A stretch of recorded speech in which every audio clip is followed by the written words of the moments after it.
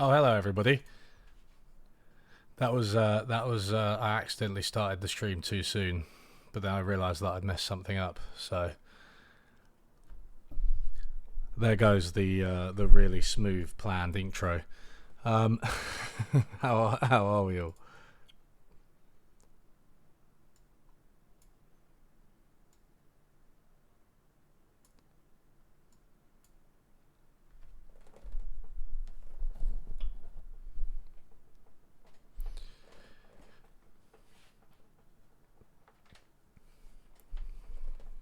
Yeah. Sorry.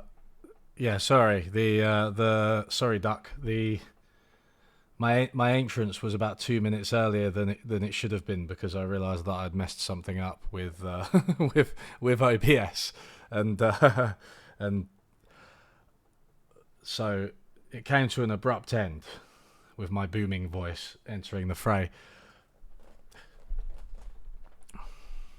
Thanks, NG Spy. It's nice. What's my opinion? What's my opinion, just in general? Like, I mean, I have a lot of opinions. Just my opinion on stuff in general. You know, I don't know. You know, it's a complex issue. My opinion is that we live in a land of contrasts. Do I like Age of Empires? Yes, obviously. Next question.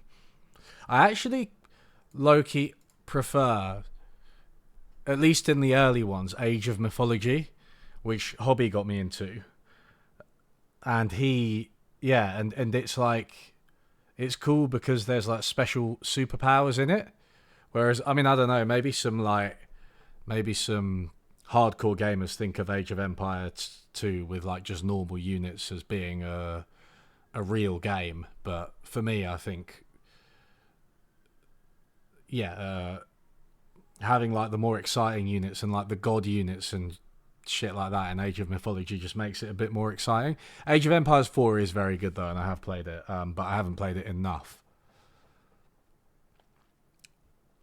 Oh yeah, I saw that Rebecca Watson video, Innocent Fugitive. I thought it was really good, really good. I left a comment, but yeah, it was funny. I with Sabine Hossenfelder and her one example of capitalism being good being penicillin.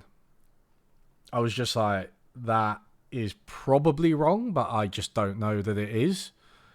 And then it turns out it was very wrong. Penicillin wasn't really pioneered by the private sector in any sense of the word. It was very much a creation of people who were working outside of capitalism.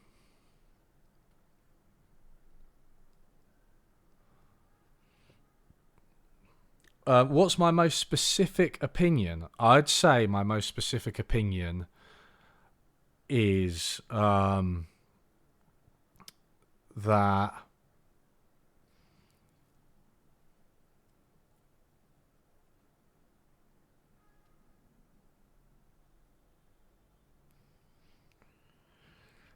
maybe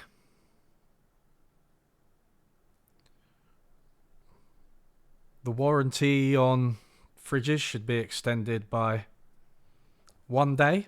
No, I don't know. I just made that up. I don't have any specific opinions. I only have really general opinions.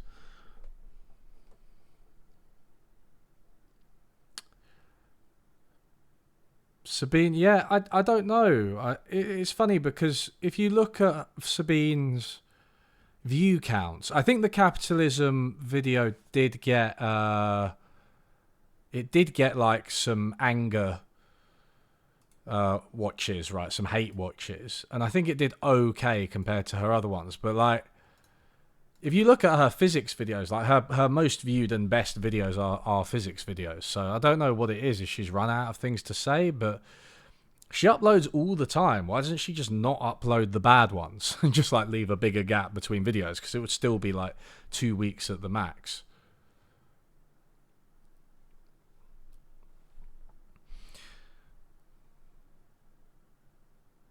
Oh look, Streamlabs isn't working. Thanks for your donation, Erkin. Shame it didn't show up for some reason on the fucking thing, but whatever.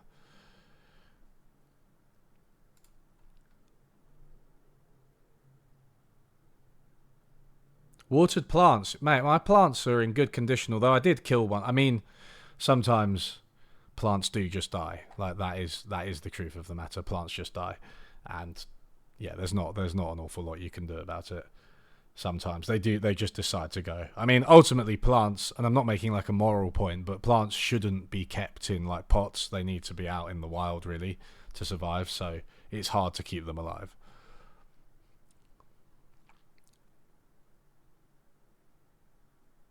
Hey, wow, that's quite the delay on the super chat.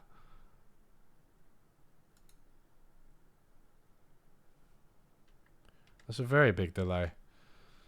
And also no sound played.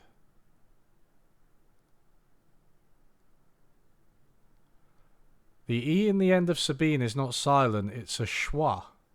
What, Sabine Schwa Hossenfelder?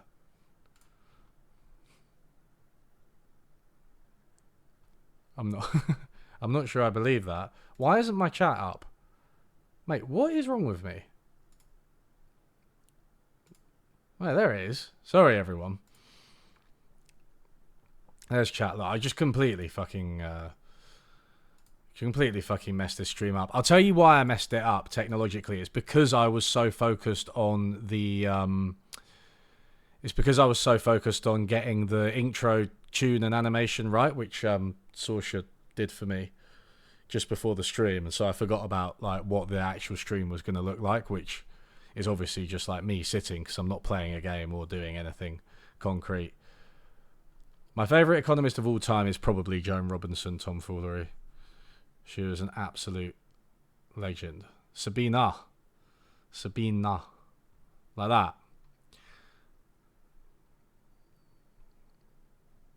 Any status on Thomas Sowell takedown? Well, it's my next video. It's about a quarter written. It's not hard to write, though. I mean, I'm going to have to... I've only read basic economics.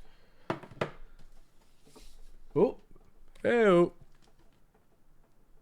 I've only read this. Now, notice that it's very long.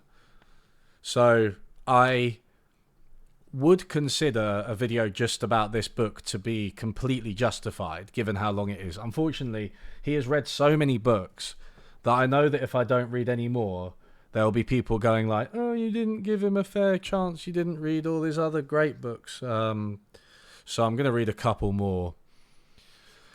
Pray for me. Pray for me. I don't think it's going to be a very difficult video to write. Taking down Thomas Sowell is really easy. I mean, in that sense, I'm veering away from just writing a takedown. It will be a takedown, but I want to try to present a better vision of economics while also critiquing Thomas Sowell, right? So it's not just going to be about going through everything he does wrong, because that would be very, very easy and hilarious, but there's no point. Solosin or Solokin, I don't have strong opinions on artificial intelligence. You know, I really don't. It's one of my issues that I've almost like deliberately highlighted, and I'm like, you know, I don't know that much about it. It's a very complicated topic. It doesn't excite me. Obviously, ChatGPT and everything did bring it into clearer focus for everyone, I think, including me. But, you know, my basic opinion is just the economic one. I'm concerned about who owns the artificial intelligence and what the returns of owning it are to them and how everyone else will be affected. That's my opinion. It's mostly an economic one. I'm not that interested in the technology. Picture. Sabina. Okay. Sabina. Okay. Alright. I've been learning Portuguese, so my temptation is to say like Sabina. Sort of like trail off a bit. Have I read the 3 volumes of Capital in their entirety? No, I only use it as a reference book. I don't think reading Capital from start to finish is really the way you should read it. It's like an academic article. Just a very, very long one.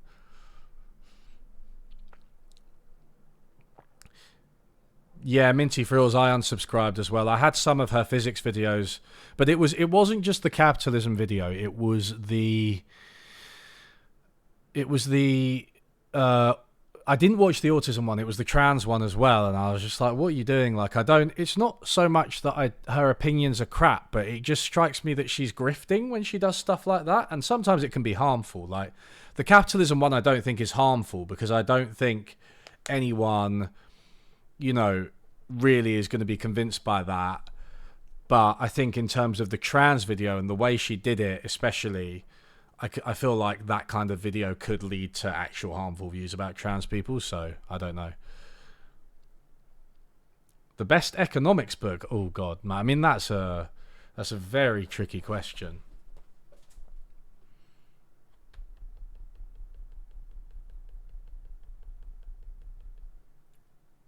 You mean aside from Basic Economics by Thomas Sowell, right? What's the best economics book?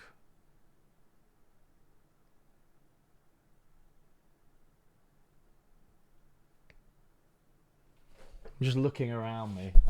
Hey.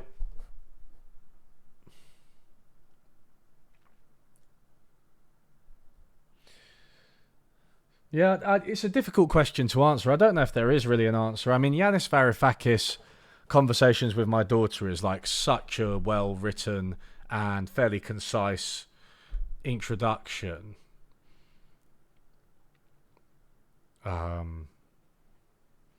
Yeah. To economics that I would probably put it, but I would probably put it top. But like, it does depend what you're looking for. I mean, I fucking love Seeing Like a State. I think it's a great book, and I mean it's political economy. It's not just economics, but that's the difficulty, right, of that kind of ranking. Do I believe there will be an economic incentive to push for repairing our commodities and products in the near future? No, there isn't an economic incentive unless governments really push it, and other organisations, community groups and sort of ground up repair campaigns and shops and things like that. There's not an economic incentive. I think one of the points overarching in my video was that the economic incentives point away from it, because it's almost always cheaper in a mature capitalist economy to go for buying the good. Goods get cheaper relative to services due to technological progress and the market system reducing prices, which is a great thing in many ways, right? Like that's what we want, but past a certain point you become wasteful as a society, which is why one solution, which I actually didn't talk about in the planned obsolescence video, is higher taxes on just on private goods blanket, like higher VAT, sales tax, whatever you want to call it. Innocent Fugitive, it's really interesting because Soul is not good. Like there's Nathan Robinson in Current Affairs has a takedown of him, and it's just like, it's so sloppy, it's crap. I actually couldn't believe it. I was like, what? There are so many cons out there, like Thomas Sowell is the greatest living intellectual. You're like, okay, there's got to be something to this, right? Like take Milton Friedman, for example. I don't agree with a lot of Milton Friedman's views. I think there are a couple that maybe I agree with. I also don't really like the guy, but I can see that there's something there, right? You can't deny that. You can't be like, Milton Friedman's a fucking idiot. He hadn't thought about his opinions at all. Blah, blah, blah. He had no evidence to support them or anything like that. I think that statement would be too much. We know that he's wrong, and possibly morally suspect, but we don't think necessarily that he's a complete moron, an anti-intellectual. He was an intellectual, right? Thomas Sowell is he's pure anti-intellectualism. There's nothing serious about him, honestly, except maybe I think some of his earlier work before he leaned into the role he plays right now.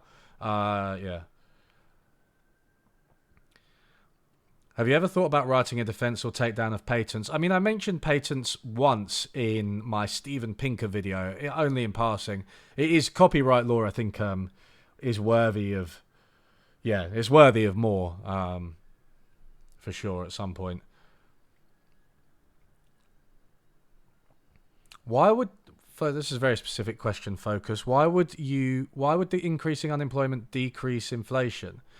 Because the idea is, if you think about wage inflation, which often underpins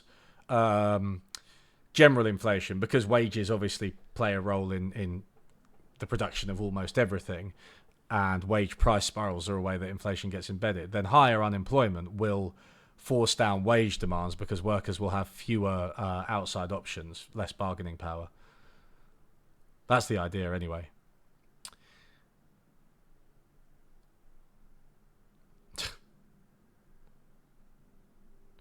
Yeah, the "read more, you idiot" sign. It's good, isn't it? It really looks like the UE logo. I just found I like.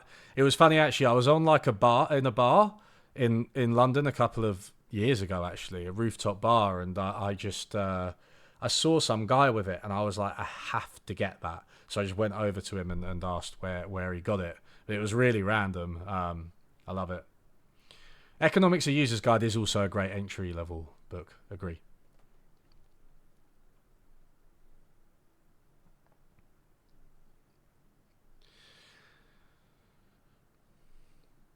Yeah, I agree on Sabina. Her Sabina. Now I'm fucking in. I'm in my head about it. Yeah, the political videos they're very much in the middle ground. It's like she starts a lot of videos with, on the one side there's the blah blah blahs, and on the other side there's the blah blah blahs, and then there's the rest of us sensible people in the middle. So stupid. Why would you assume that that's the answer to things? It doesn't follow at all. It doesn't actually make sense.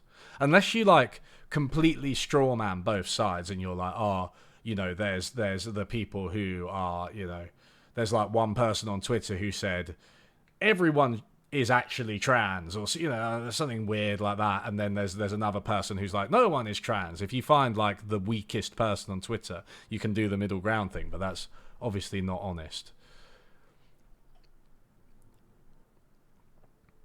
Yeah, Humble Hive. I'd go with a Yanis Varoufakis, Hajun Chang, um, maybe Mariana Mazzucato as well. Although it's a little bit tougher.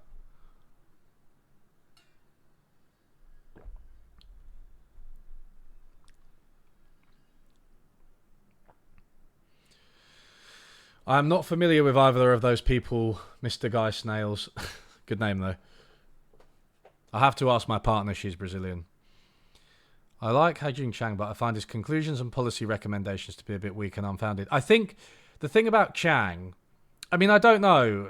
It depends what you're talking about, right? With international trade, I tend to agree with him, but with Chang, it's more about the analysis and kind of putting things in an accessible way and dispelling myths for a beginner. I don't consider him like a policy heavy economist. Thank you, Devin.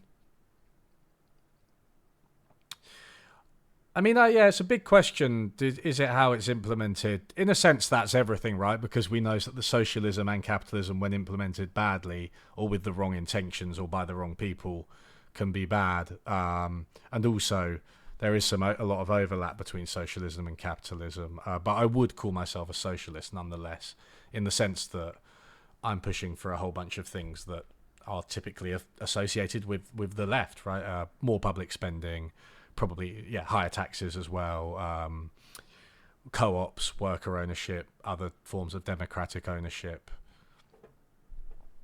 and more regulations and things.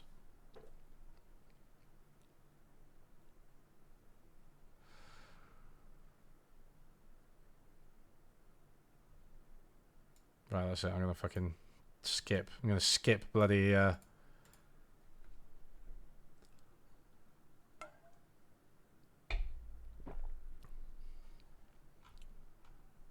skip down the chat.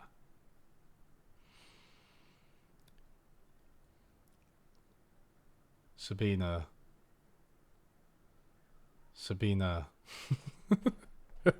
We'll just do this for the whole stream. It's just like, I'll rename the stream Perfecting My Pronunciation of Sabina. I like Isabella Weber. I like her papers. I've read all of her recent papers. I've not read her book on China yet. I do want to try and speak to her at some point. I think I think it's, I really would entertain the idea of of a seller-driven inflation, right? Of like firms increasing markups, I would entertain that as a possibility, but I also think that there are. It's difficult to know sometimes whether it's firms raising prices. If profits are higher, you take that observation, profits are higher. Is it because firms raise prices, or is it just because their sales were higher? And the latter would be like a more Kolechkian point, which would like emphasize aggregate demand, kind of Keynesian as well, or So, is it firms increasing margins? In some cases, I think absolutely, and they have said that. Is that what's driving inflation? I don't know. I haven't read Why Nations Fail. It's back there. It's just so boring that I've never bothered. I do want to one day, but it's somewhere. Can you see it? Is that why you asked? I forget where each of the books is. It is actually. It's around here somewhere. Yeah.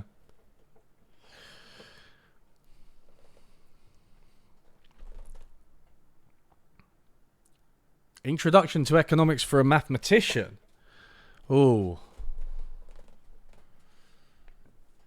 Coming from maths, I mean, the maths for you will be quite easy. So,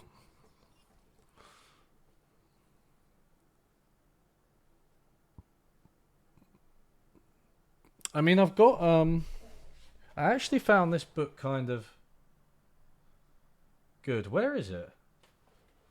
Okay, this is, I'm in danger of revealing I don't know where any of my books are. Hey. This one's all right. If you want to go for learn the maths behind economics. I mean, if you're a mathematician coming to economics, then you will arguably struggle with the economics side of things, right, as much as anyone else. So I would just go with an introductory textbook or something like that, the core economics textbook, for example. The maths will be easy for you. Would I ever debate destiny? What about? I don't know.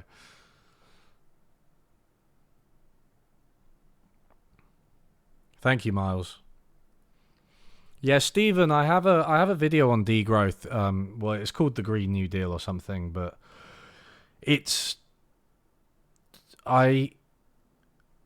essentially, degrowth is an interesting name because I don't think that whether GDP growth goes up or down is the important thing here.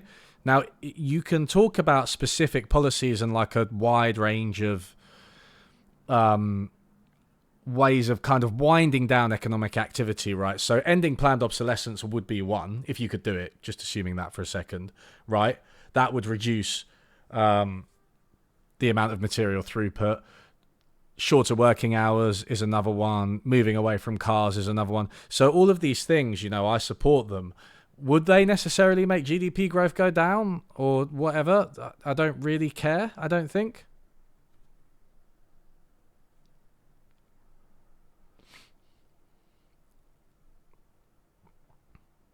Aren't watches kitchen tools like pots and pans and many other slightly more expensive things that last a long time? A good example about how some industries can thrive without obsolescence tactics. Certainly, there are industries who don't rely on planned obsolescence, but I think I don't think that they dominate.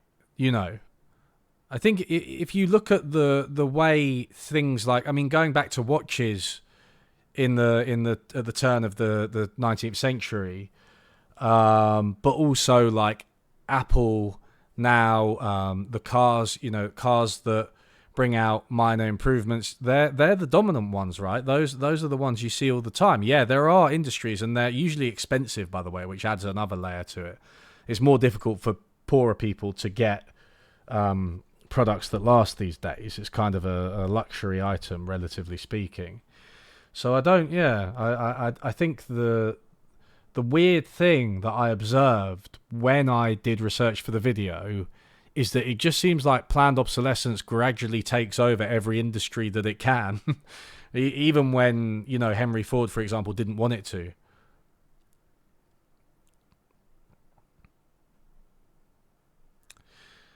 Thoughts on Robert Reich? Yeah, I don't mind Robert Reich. I think he's a kind of, he's a political activist as much as he's an economist, right? So he makes claims that I think are perhaps a little bit crude, that I wouldn't, but maybe that's just me being a pedant. I mean, I think he's an effective voice, and I tend to agree with him on a lot of things.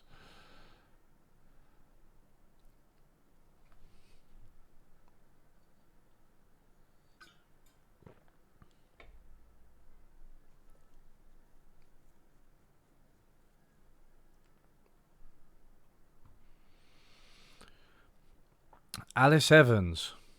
That rings a bell, but I don't know. I do have an ultimate economics book with an ultimate economics document that I feel like it should be getting posted here by bloody Nightbot, but Nightbot's not. It's not working. What's it doing? What are we saying?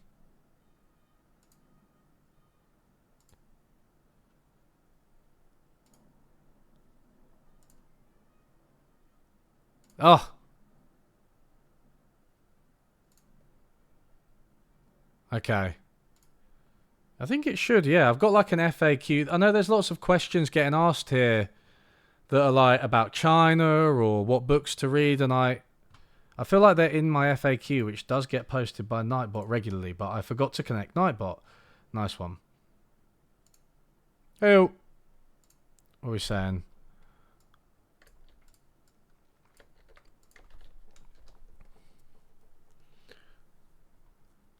I'll post it. Thanks, NG Spy. What about the Netherlands? What about the Netherlands? I don't know.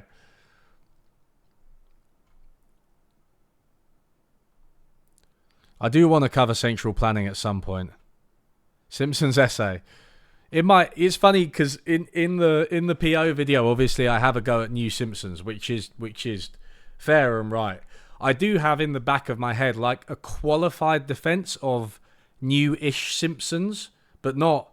It's difficult to say, but like I feel like a lot of people kind of cut off at like around series 9 to 12, and they're like, oh, everything after that is terrible and is zombie Simpsons. But I feel like 13 to 20. While obviously worse, they do have their moments, and I kind of like some episodes from that era. Oh, thank you, Xtel. Right, this is where I fucking get completely lost. Someone was trying to talk to me about... Can I search the chat? No, I can't control F the chat. Somebody was trying to talk to me about Destiny. Oh, G.A. Cohen's great, Aragorn. Really good. Destiny claims nobody understands LTV, so it'd be interesting to see you explain it to him, lol. Oh yeah, I remember quoting him in my value video. Yeah. I mean, I don't think Destiny has a grasp of, like, the literature on the tendency of the rate of profit to fall, for example.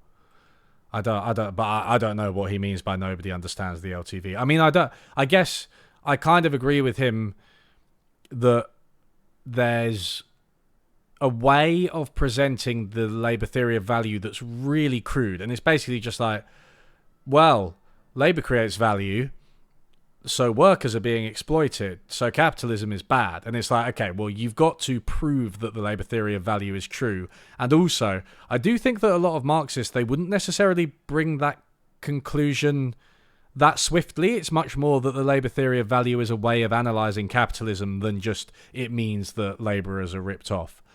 So it depends who you ask. I mean, everyone's got a different opinion on the Labour theory of value, right, and what it means. Oh, I can do it from YouTube stream. That's right, but then I'll get double back. I'll get feedback. Would you ever consider writing a book given you read so many? I am writing a book. And I've almost finished the first draft.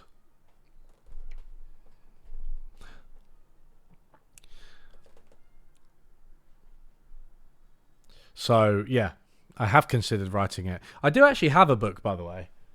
Wait. I co-wrote a book like 7 years ago, this one. Oh. That's me. Wait, no. Can't do Cahal Moran. This was a book I co-wrote while I was still doing my PhD, although it wasn't related to my PhD. The Perils of Leaving Economics to the Experts. So if you want to read a book by me, and 2 other guys, it is worth saying, but they contributed nothing. It was all me. Yeah, it's all right. It's just a review of like economics teaching and how it's failed society with a UK focus.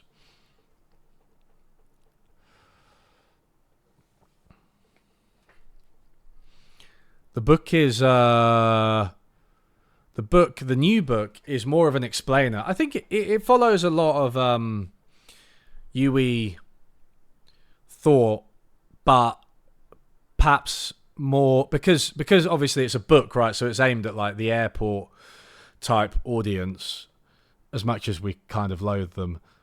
So it'll be less, clickbait than my videos, if you get me, right? Like, free stuff is good actually is a very direct thing that I know is going to get people's attention, and the direct rebutals of right wingers, for instance, or the direct rebutals of left wingers. It's supposed to be like more basic than probably quite a lot of my videos. Although the planned obsolescence one was probably the most accessible video I've done, I think. But yeah, I mean, working titles. Okay, so the first title in the proposal was Unlearning Economics, which makes sense. But then we kind of decided against it because, again, for a crowd that aren't used to economics, saying Unlearning Economics suggests that you have to have learned it before, so it might feel a bit inaccessible. And then the next title was Bullshit Economics, which one of the publishers really liked, which is obviously has echoes of David Graeber's Bullshit Jobs. But that's one reason I don't like it too much, because it's quite derivative potentially. And also I feel like the era of just swear word book titles is over, or should be over. But Bullshit Economics is the one the publishers like. And then another one that I thought about, which is kind of anti-Pinker style stuff, is like Why We're Getting Poorer. Why We're Getting Poorer, subtitle, The Economics They Don't Teach You. So I thought about that. It was actually my partner's idea, that one. But then I was like, well, do I think we're getting poorer? I mean, we are in the UK, that much is true, but the book's not supposed to be just about the UK. I don't think we are getting poorer or richer, right? I'm not a new optimist or a contrarian, whatever the opposite of new optimist is, a new pessimist. Like, I feel like if I wrote a book called Why We're Getting Poorer, I'd have to try and spin all the statistics to say they're going down, which would just be ridiculous. So the one I like at the moment is simply things can be better, or things could be better, maybe. The Economics They Don't Teach You. So it's still the same subtitle. Things could be better, the economics they don't teach you. Which I feel like is like still anti-Pinker, but like not is a much more defensible proposition, right? But I don't know. Yeah, let me know what you think. It's difficult to know because honestly, like in terms of titles and shit like that, authors have limited power.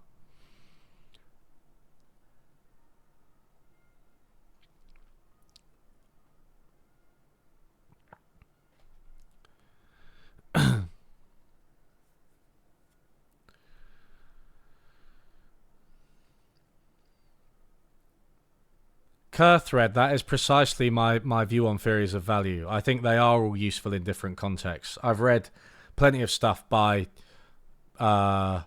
Marxists that I find really illuminating, and I've read stuff by people who adhere to the subjective theory of value that I find illuminating, and then there's stuff by other sort of less central, less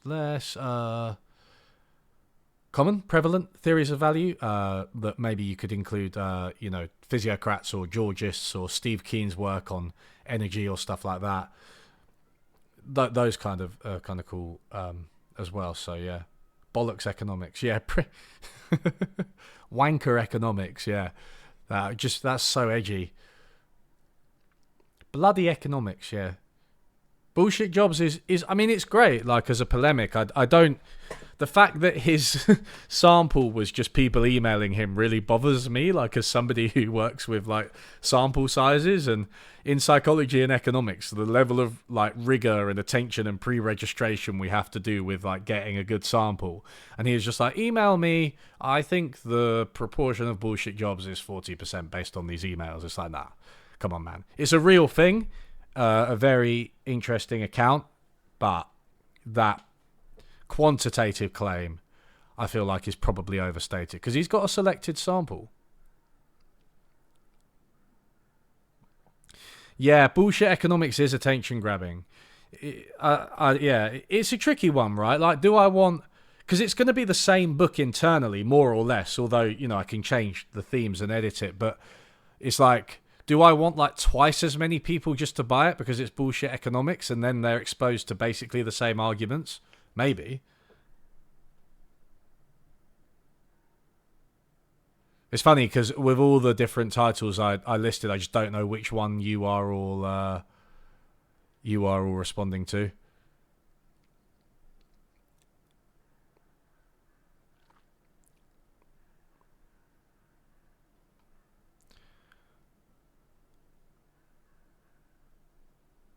I don't know what SAS is. Telly. I'm sorry. I don't know it at all. Why you hate economics? Because it's bad. Yeah, learn this one economic trick. That's what my book should be called. One economics trick. The economics revolution. The mindfulness economics revolution. Oh, hey, the Expatiator. It's nice to know I have at least one fan in Nicaragua. Mega, I mean, affirmative action might come up in the Thomas Sowell video because he's quite anti that type of thing, but if it doesn't, there will be one on that type of thing for sure.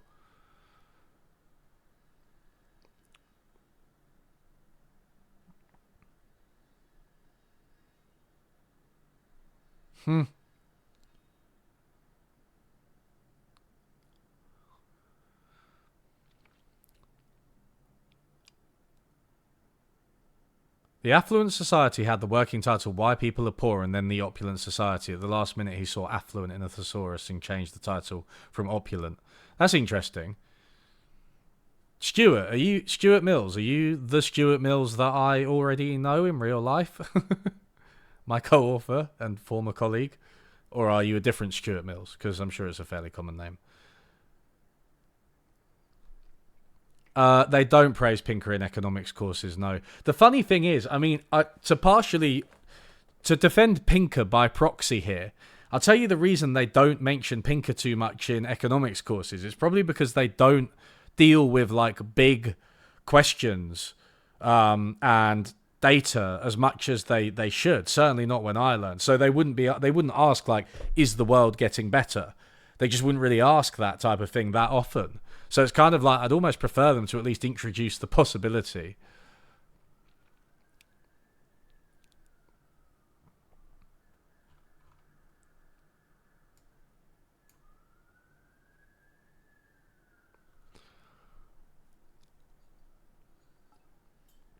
Ah, you're doing marking. I watch streams when I'm supposed to be marking as well. I feel like watching a stream is like something you can do where you convince yourself you're not really not working, because streams are quite casual. It's not like you put on a full YouTube video or you're reading an article or you're watching TV. You're like, oh yeah, I'm just kind of in this stream, but in theory I could, like, mark or do whatever other job at the same time I'm doing it, but then you don't.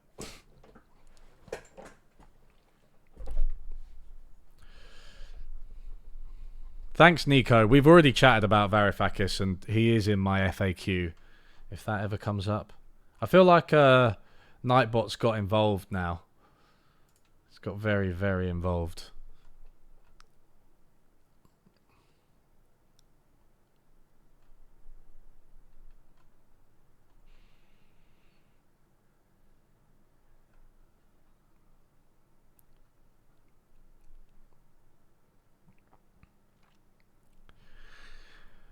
It's an interesting question, Pedro. Can we use the word exploitation without getting into the theory of value? I mean, I think we can, but not. You say alluding to Marx, which does that inherently biases your question, right? But if you use economics, if you use exploitation, sorry, in a different way. For instance, I mean, the way I think about exploitation is more about options and like how many options does a labourer have, for instance? Do they have the outside option of an actually sufficient welfare state or other forms of support? Do they have the option of other jobs? Psychological exploitation as well can be a part of that, right? So that's not thinking they have options because of abuse or whatever. So that's the way I think about exploitation, as the choices that workers have.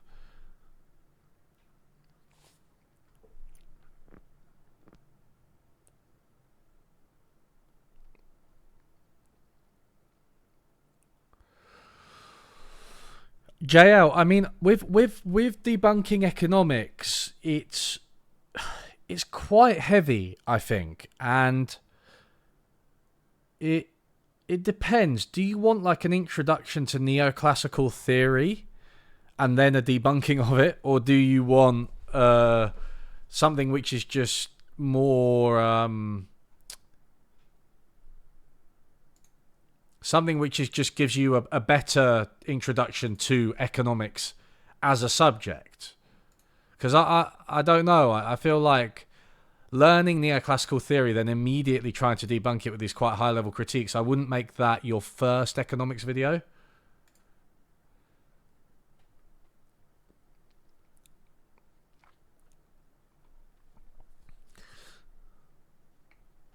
Which of like my videos should you start with, Cord? I'd probably just go back chronologically. Like, you go back to free stuff, then you get the Uber one, I think. Like, they're all pretty accessible. The value one's kind of heavy, so you might want to skip that one on first watch. But mate, there's fewer than 20 videos on the channel, so it won't take you that long to get through them.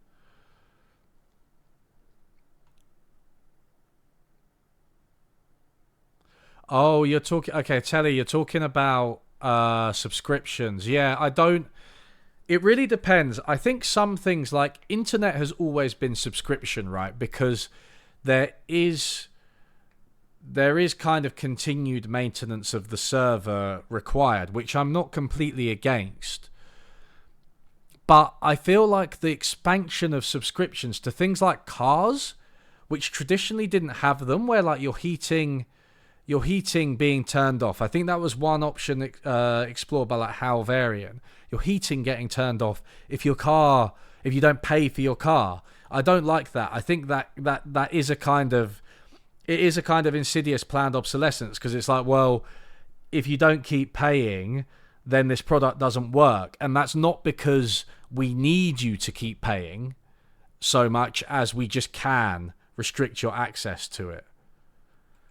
And I think a lot of digital products, they ride that line, don't they, between actually needing the subscriptions and just wanting to use them as a way of bilking money from consumers.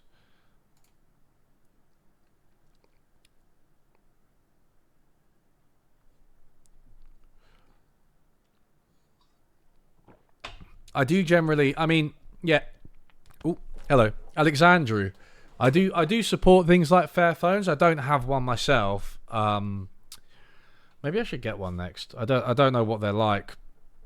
I think at one point I was going to, but I just felt a bit locked into all the other phones. But I mean, I do support like businesses which run based on those principles. I mean, often they're non-profits, right, or they're cooperatives, but I do think that's a part of it. Definitely. The struggle. We can't just rely on government regulation all the time. And also, one of the best ways to get government regulation is to build up organisations which support a cause, like co-ops or whatever.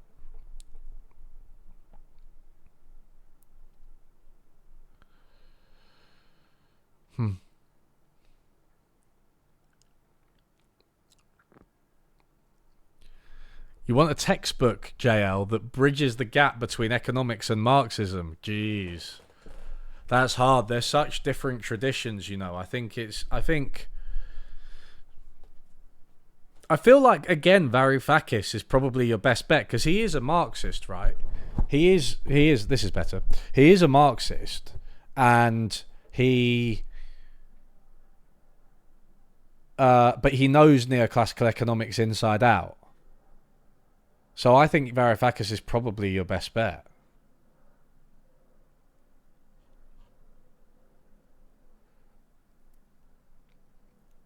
Subscriptions need to be easier to cancel. That is definitely true. My attempt to cancel Adobe Creative Cloud was so long and stressful that I actually wrote like a page about it that I might use for a future video or article or book or whatever straight afterwards. It was like I had to go to YouTube to figure out how to quit Adobe Creative Cloud. It's absolutely ridiculous.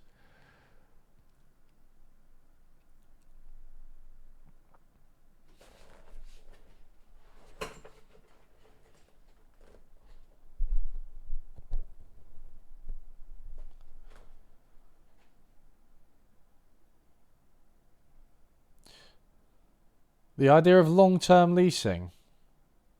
Yeah, I mean, that kind of long-term leasing, I'm not completely against it if you're talking about returning things that you own, like when you die. But I think this economists will always want to write like a private market contract that's optimal, right? As opposed to having something like a library system where it's either publicly funded, community funded, maybe even by, you know, investors or philanthropists, and then you've just got a library and people can go and then return things when they stop using them.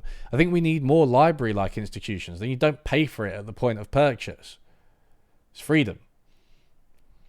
Actual freedom. Not just freedom like to buy things.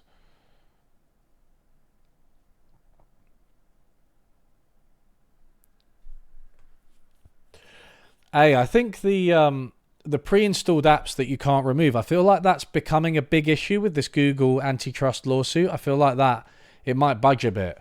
It's been one of the few areas where antitrust has moved, and I think even in the EU, they're kind of pushing Google to do that. And then I don't know if that might just lead to a wholesale change of their policies because, like, well, I don't know. Maybe they'll keep it in the USA. I don't know.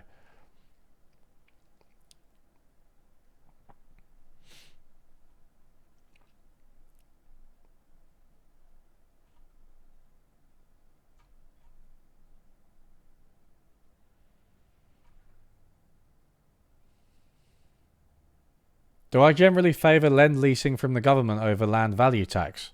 Not necessarily. No, no. I mean, it just depends on what's more feasible. Land tax. I think one of the problems with a land tax is political. In the especially, it's like in the countries where it's most needed, it is the least likely to happen, right? Whereas you can imagine a government entity being set up that buys and sells land, even in a country where landlords are dominant. And then you could see that moving to something like a land tax over the long term. But it's so difficult. Like in the UK, they tried to introduce a land tax in the early 20th century, right? And it was blocked because we have such long-standing vested landed interests.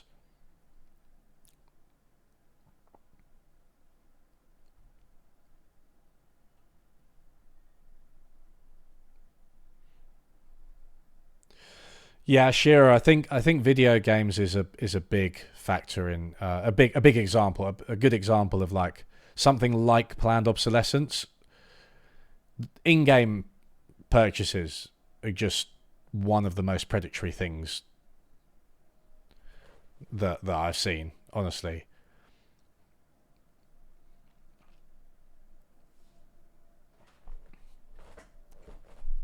what do I think about Statista? What the website that does stats? I mean, it's fine, right? I wouldn't. I mean, you have to pay to access it, so I don't use it. I just use Fred, FRED, for most data, or the ONS for UK data. Although Fred is also better for UK data.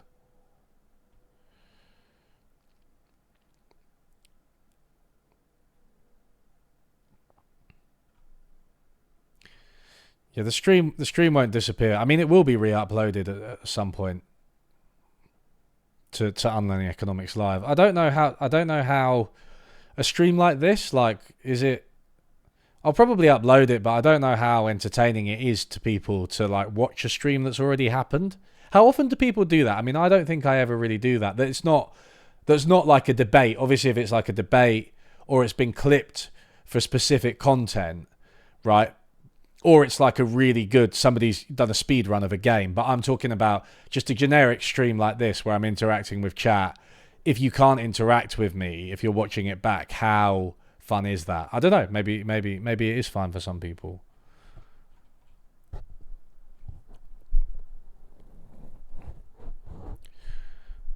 Thomas Piketty. Yeah, I mean he raised all the interesting questions, but I think that I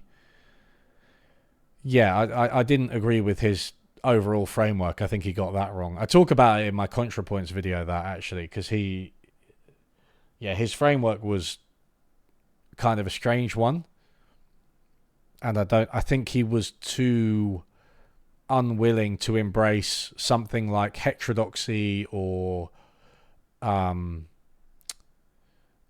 even socialism, whereas now he's kind of he wrote a book on like socialism, I think, Thomas Piketty, basically. Now he is kind of a socialist. No, I will re-upload it, don't worry.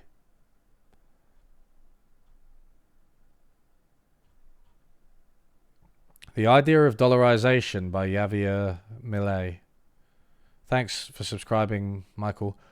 I mean, dollarization, I know about the reliance of Latin America on US dollars and the negative effects that has on their economy, because obviously they can't print dollars, so it gives them less room to maneuver if they have to pay debts in dollars, whether private or public sector actors. So I know about that. I don't know about that specific author, sorry. Yeah, a lot of people use this type of stream as like a background aid or something to sleep to. I do wonder if I should have some music in the background of this type of thing. I mean, I think that... 1 second.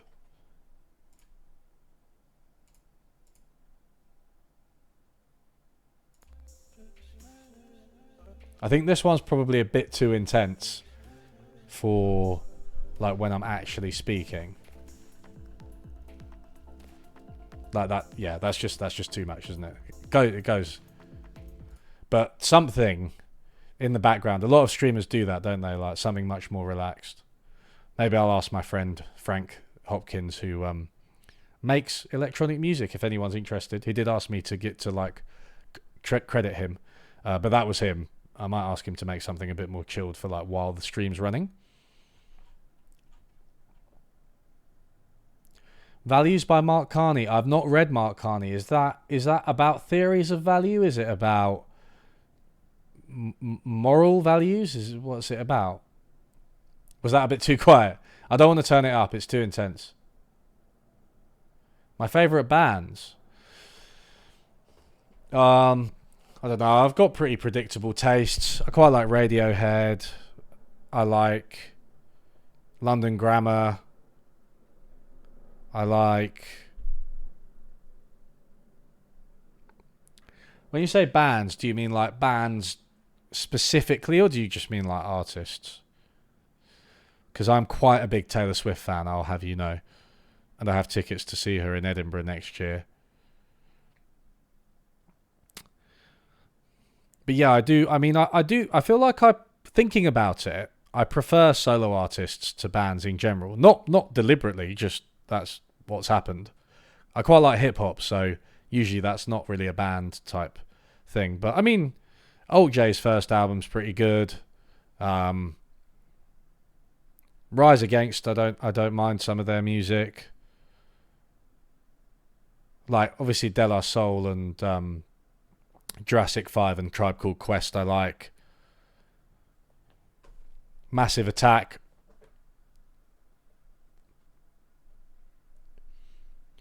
You know, I haven't read Towards an Anthropological Theory of Value, Marcus, and it's very much on my list because it's a shame I didn't get round to that because in my value video, but maybe I can follow up on it one day because I am interested in things outside just the LTV and the STV.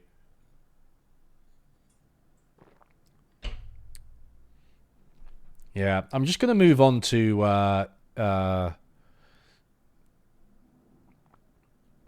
ASMR eventually. I do play piano. I'm not very good at it though.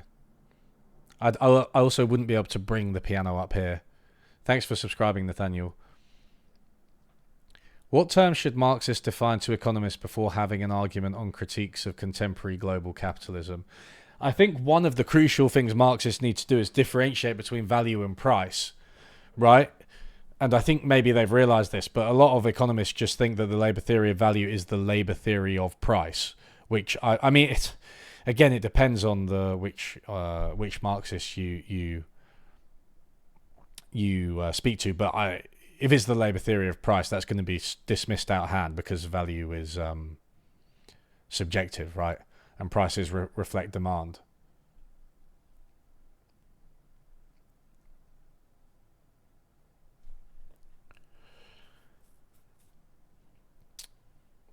Does the EU exist primarily to enforce economic austerity? I don't know. I mean, I mean, I'd have to read that argument. It strikes me that the EU is a land of contrasts. It does many things that are much more progressive than, for example, the States. Antitrust, which I mentioned earlier, right, being another one.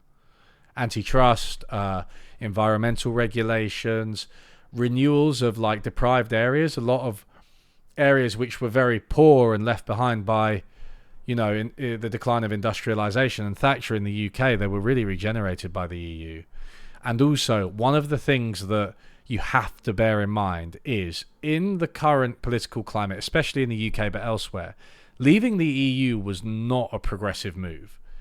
Moving towards Tory fucking economic, political and social backwater over the EU is not a choice that I think any progressive should make. Like, Lexit could be an idea in theory, but in practice it's not going to be. JA, a specific paper that disproves the idea that inflation is a monetary phenomenon. Oh, God. That's a tricky one. A specific paper. I mean, Joan Robinson on Shedding Darkness is a very short paper that's quite good on that theoretically. Steve Keen's quite good on the money supply and the order in which money supply moves. And if you look at like Isabella Weber and her work on sectors of the economy, that promotes a different view. But it's a really difficult thing to prove or disprove, because I don't feel like people really put forward tests of it. Like, they just write MV equals PY. It doesn't mean anything. Who would win in a boxing match, Paul Cockshott or Jordan Peterson? Jesus. I mean, those are, and I'm not trying to be a knobhead, but like a knobhead. Like, those are two very weak, oldish men. I wouldn't want to see it. One of them might die. Hello, Biney Love. Labour theory of value, scarcity theory of price. Yeah, maybe. Yeah.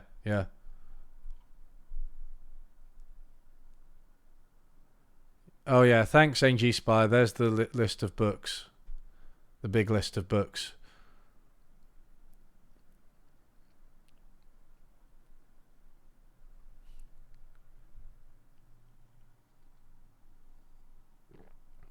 Volker's Fed presidency. Oh, I see that as like an absolute disaster for Labour.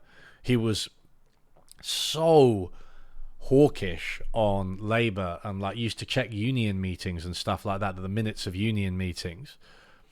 He loved the crushing of organised labour, which, it has to be said, was a team effort. It was Reagan as well, obviously, or primarily, but high interest rates contributed to and reinforced it. And yeah, I think Volcker was definitely an agent of the capitalist class. Moving away from a market society to a society with markets, yeah. Yeah, like that. I would say that's a big part of my mission, to be honest. Or well, mission. I don't know. The ideas I'm promoting that idea is a big part of my mission. I think definitely reducing the areas that markets, the number of areas where markets dominate, is a really important thing for society, without necessarily eliminating them entirely. I mean, I am a market socialist, but I just think now we've got markets in so many areas where we shouldn't really have them. You know, public services, the environment as well, even social things like, like Tinder and things like those. I feel like the presence of markets in those things and like social media, but the presence of markets in the digital economy in general is a really negative thing, and it's really ruined those spaces.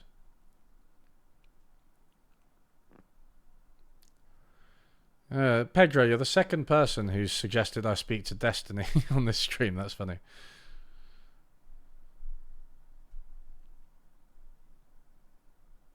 Yeah, I don't know. I don't know. I could speak to him. I don't actually speak to a lot of other streamers. Some of you might notice. Like I don't know why. I just don't really. I'm not really in the. I guess I'm not a streamer, right? I'm not really in the streaming space that much. I spoke to Vorsh once. I did. There was talk of me speaking to FD Signifier, but that kind of fell by the wayside.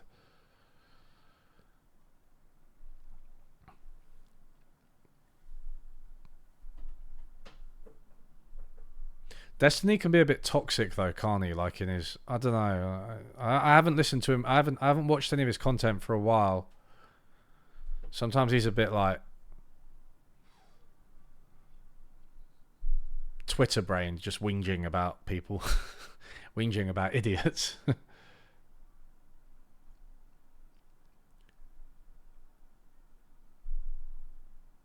How can markets work without the accumulation of capital?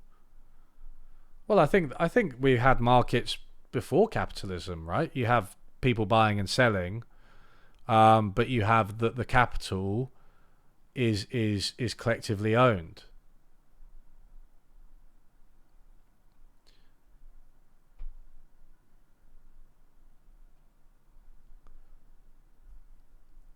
Yeah, he's a bit of a drama streamer, isn't he? He's like, it is just. It's just a bit hectic. Like, I just can't really be fucked with any of that.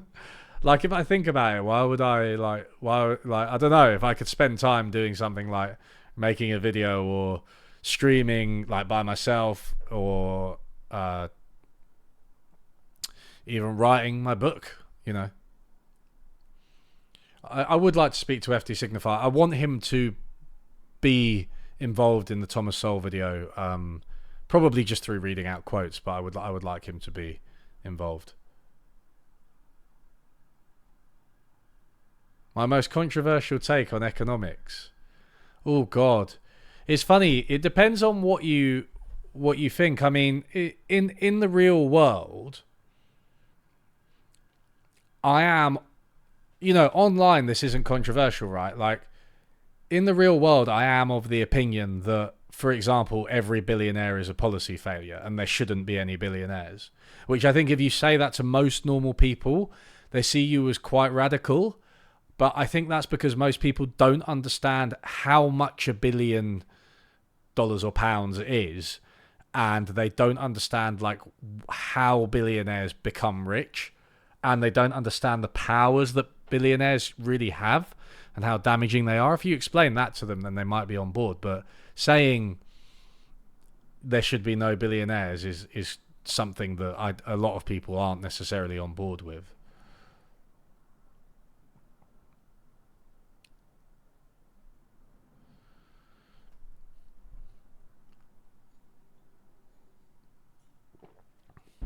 My most controversial opinion online in terms of the spaces that I move in is that I don't believe in the Labour theory of value. For sure. Bolsonaro has given interesting question here. So, Bolsonaro has given the Brazilian central bank its independence, and Brazil keeps the second highest real interest rate in the world. Thoughts on BC independence and stuff? Yeah, I'm not a massive fan of central bank independence, but I do think for a country like Brazil, where it's so constrained by the international markets, you're looking at a symptom of a problem really more than the problem itself, if you get me right. So like, why do they keep interest rates high? Is really bad for a lot of people, but probably keeps investors in the country, and maybe keeps inflation down in a region that's historically been plagued by high inflation. I feel like the central bank is just one actor in that much more negative global system that needs to be improved and made more democratic, so they're not as dependent on dollars, for example.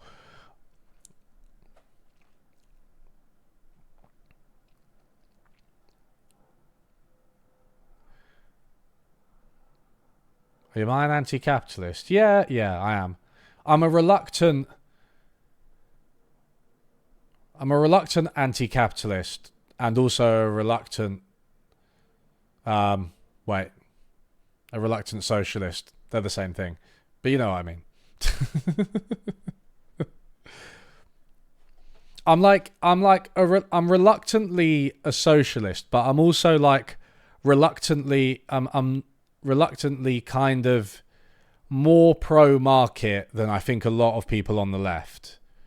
You know what I mean? I'm kind of like, I'm very much, markets are the worst system except all the others that have been tried. But then that doesn't prevent you from doing a really wide range of quite radical reforms like worker democracy, like a massive expansion in public spending, like community-driven initiatives, right, which try to create communism at the actual community level. Like, I'm in favor of all of those things, but I'm not like a kind of abolish the market economy type. So I guess in that sense, I sound like a centrist, but I'm not a centrist because I am a market socialist, right? I'm only a centrist if you consider the center to be like between sort of social democracy and communism. Mining Vespine gas, what's that? Is that on Minecraft? I've never played Minecraft. One of these days, I'm gonna do Minecraft. I have spoken to Vorsh, by the way, everyone. You might want to search that. I might speak to him again. I converse regularly with Vorsh. Maybe my most controversial opinion, actually, to go back to that, is that I like Vorsh. So we can we can argue about that, because I know a lot of people, like in my Discord server, for example, aren't massive fans of him. I quite like Vorsh.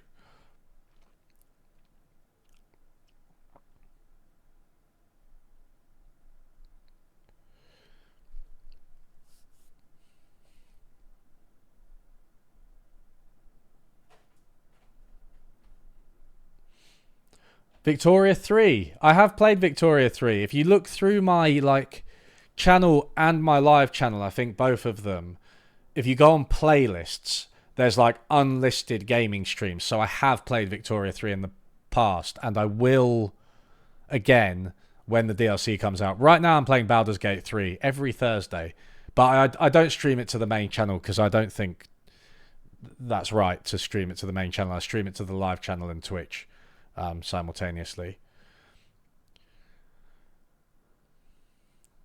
Central bank independency. Do you mean in general, Dezo? Because I kind of answered that with the Brazil question, but I'm not a massive fan of it. I'm also not a massive fan of central banks being under the control of politicians, and because they basically just, with the political cycle, raise and lower interest rates to get elected. The Tories were masters of that. I don't want to give the Tories any more power. You have to bear in mind, everything I say when I'm in the UK, you know, if it's leaving the EU, if it's like central bank independence, I'm like, okay, you know, in fate, I could potentially be on the other side of these debates, but my pragmatic answer is, if it gives the Tories more power, I will not do it. So putting central banks back into the hands of government, no. Leaving the EU, no.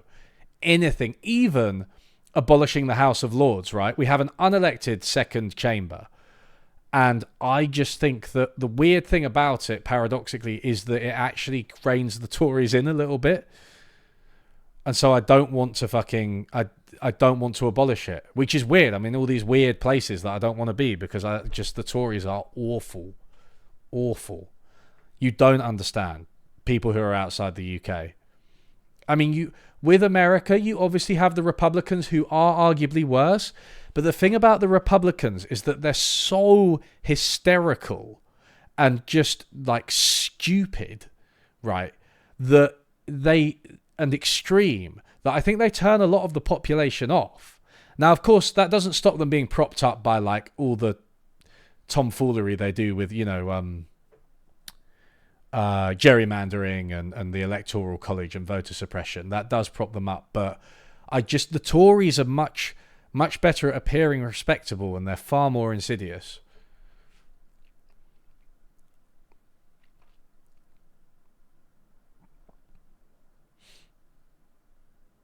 The Majority Report. Oh yeah, with Sam Cedar and who's his new-ish co-host? The woman.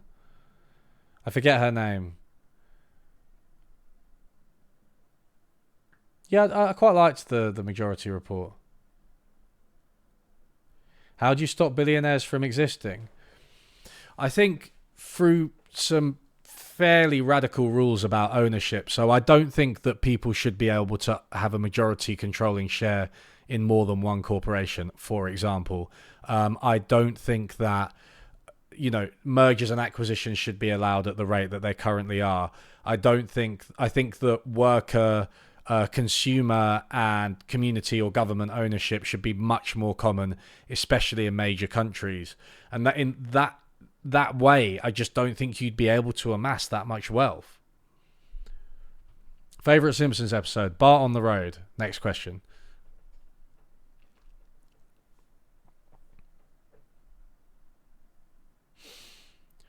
You are going to make a video one day about what went wrong with the USSR. Kind of. I am thinking about a central planning video, because a lot of people get involved. There's a big debate over this, right? Because I think a lot of people kind of feel that central planning would work better today, and I'm not so sure. But that would involve talking about the USSR, right? But actually, the USSR is going to come up in my Thomas Sowell video, because he, like all fucking boomer economists, is obsessed with it. It's just like, literally, right? Honestly, guys, this book's so funny, right? Like, he has one source for the USSR, and he mentions it all the fucking time. It's literally a book by two former Soviet economists, right? And he introduces it so many times, right? Everything's like, oh, well, you think markets don't work? Well, what about central planning? A book by two Soviet economists discusses how blah, blah, blah. And it's like, he does it every time. And it's like, mate, you've already introduced this book. Don't keep saying a book by two Soviet economists as if you haven't introduced it. Also, whether this book is good or not, I need to read it. I'm sure it's fine. And I agree with some of the points made. It's like, you can't just have one source. But he does this thing, Thomas Sowell. He repeats himself. And he's like, what? two Soviet economists. And then like stuff about like rent control or whatever. He'll repeat, sometimes almost verbatim, the same thing over and over again. And he has like very few sources. And the sources that he uses are not always credible. It's bizarre. I don't know how somebody can write like that. Two former Soviet economists. I think that phrase is in the book in the dozens of times.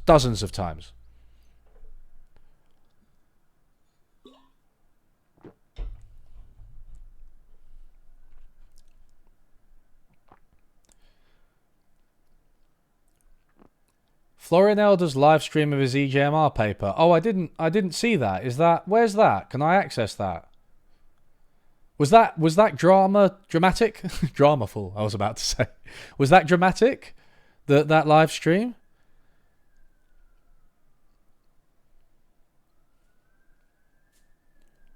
Oh, I have no idea who Peter Archidiakon is. I'm sorry. Yeah, tag. I mean, a lot of people don't understand what a billionaire is, right? It's like, it's usually notional wealth. You know, it's kind of, they don't really have it, but that wealth does come with the power to do things like borrow money to buy Twitter, which is what's important. It's not like they've got $1 billion in their bank accounts. I don't know if anyone has $1 billion in their bank account. Maybe. 1 million for sure, but 1 billion. No, but then you have the power through your wealth to just marshal tons of resources, send a bunch of people out, found a company on any whim you like, any aim you've got. That is the problem with billionaires. Oh, Jesus. Where are we going?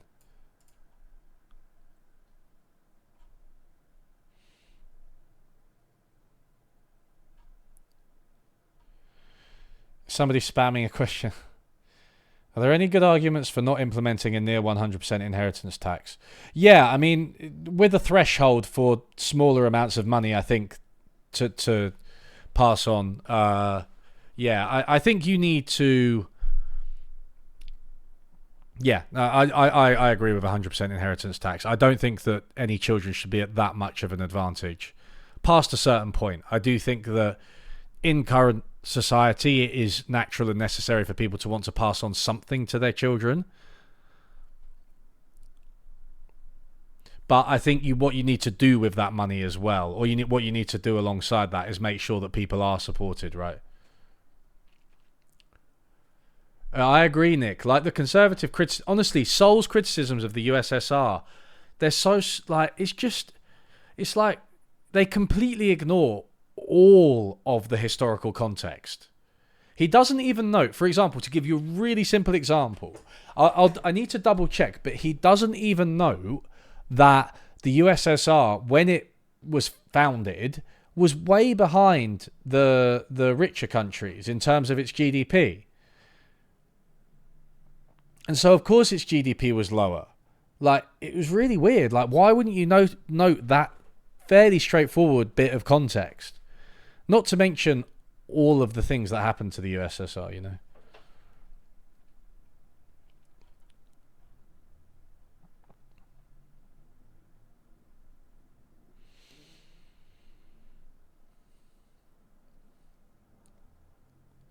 Recognizing poor methods in scientific papers. I don't know if there's an easy way to do that, but I think that just comes with expertise, to be honest. I wish I could give you one quick trick. I don't know.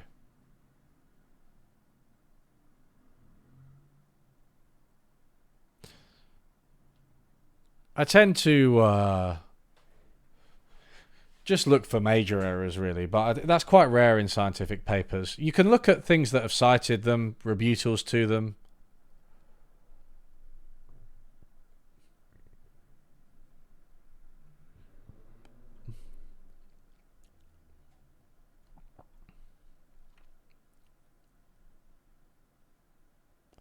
I've recently been NMT pilled, and I wonder if you'll make a video about it in the future. I'm presuming you mean MMT? It's on the list. Money, MMT, all those debates. Do I like Singapore's economy? Yeah, I do. Singapore handle land and housing very, very well. But some other stuff as well. Got government-sponsored enterprises, right? I do think it's difficult to emulate Singapore, though, because it's like a kind of very small... a very small country, right? So a country like the US, where you've got such a variety in populations and types of settlement, geography, I think you can't just adopt what Singapore does. Singapore and Hong Kong as well are always going to be more successful. Do I think... Thanks for donating, Raviolo. Is there an argument made for the nationalisation of heavily unionised ZEGS work? I'm afraid I don't fully understand the question. What's ZEGS work? What's ZEGS work? The nationalisation of... Why? I don't understand why nationalisation would follow from unionisation. Is that just... I mean, I would return it to the hands of workers rather than nationalise it. Which could be considered a form of nationalisation, buying it out, you know, giving it to the workers.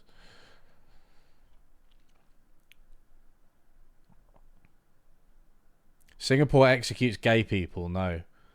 Is that the case? I was not aware of that. Yeah, it's author. Yeah, I think it's like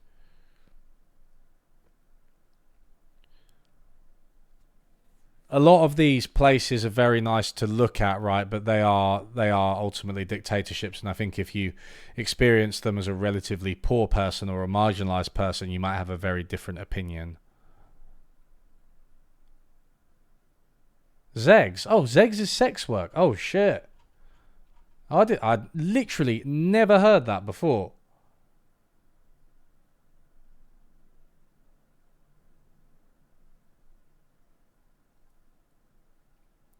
I still don't understand the question.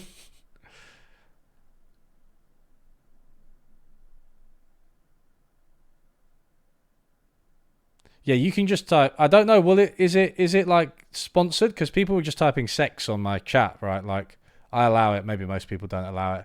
You can do all the sex talk you want, guys. I I don't know. I mean, I don't. I would when I think about Zeg's work, I would just say I would think about legalizing it first and foremost. That would be my first thought, and then we can Zeg's workers can unionize as well.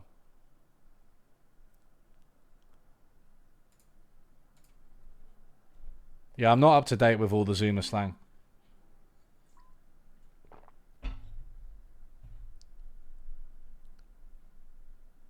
I'll get banhammered. Okay, shit, mate. Fuck the fucking bans. Honestly, so bad. I hate them. I mean, Sarah Z was right about that.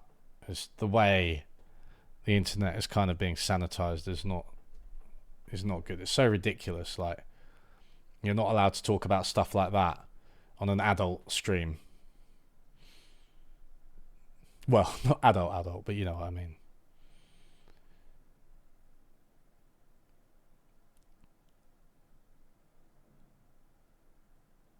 A research assistant. Well, thank you for the offer, but no, I don't know. I mean, no, not for the videos.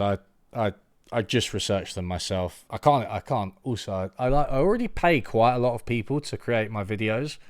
I can't pay any more, and I kind of refuse to use a research assistant that is unpaid. And also, I just don't trust anyone else except myself. It's like that meme, trust no one, not even yourself. Except I do trust myself, so it's not like that meme at all. If the monarchy was abolished, what would you replace with the national anthem for the UK? Gigs. Yeah, the Essence.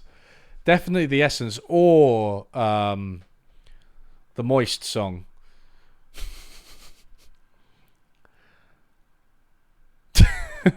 I'm just imagining the Essence playing at the like a World Cup game, an England football game.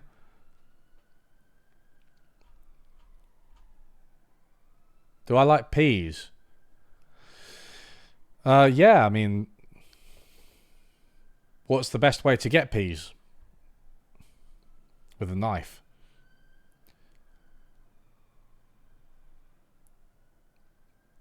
Yeah, it's okay to promote hatred against certain workers, but yeah, not to mention them in a nice way or a neutral way. What's Nightbot doing? Is it banning loads of people? I just can't really keep track of what it's up to. Hey,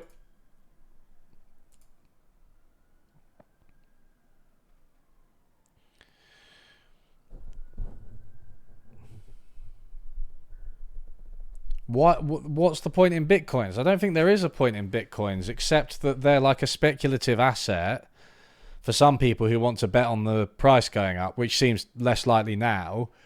And the other thing they are is they're like something that people who really don't believe in normal fiat currency subscribe to, so they just really want it to succeed because they believe in it. And then the other thing they are is they're good for money laundering and crime and stuff like that. But that's it. That's why would you wouldn't use Bitcoin if you're not one of those three groups of people: speculators, criminals, and weird Bitcoin people. Thanks, Underhill. Thoughts on HS2? Hey, oh my god, HS2. What the fuck is going on there? I don't know how the Tories manage to make every single decision wrong. The initial decision to build HS2 was wrong, right? They underestimated the costs. They had the wrong plan for it. They were building it in the wrong places. They could have connected it to High Speed 1, which is the Eurotunnel, by the way. Good pop quiz question. And they chose to put the station somewhere else so it doesn't link to HS1.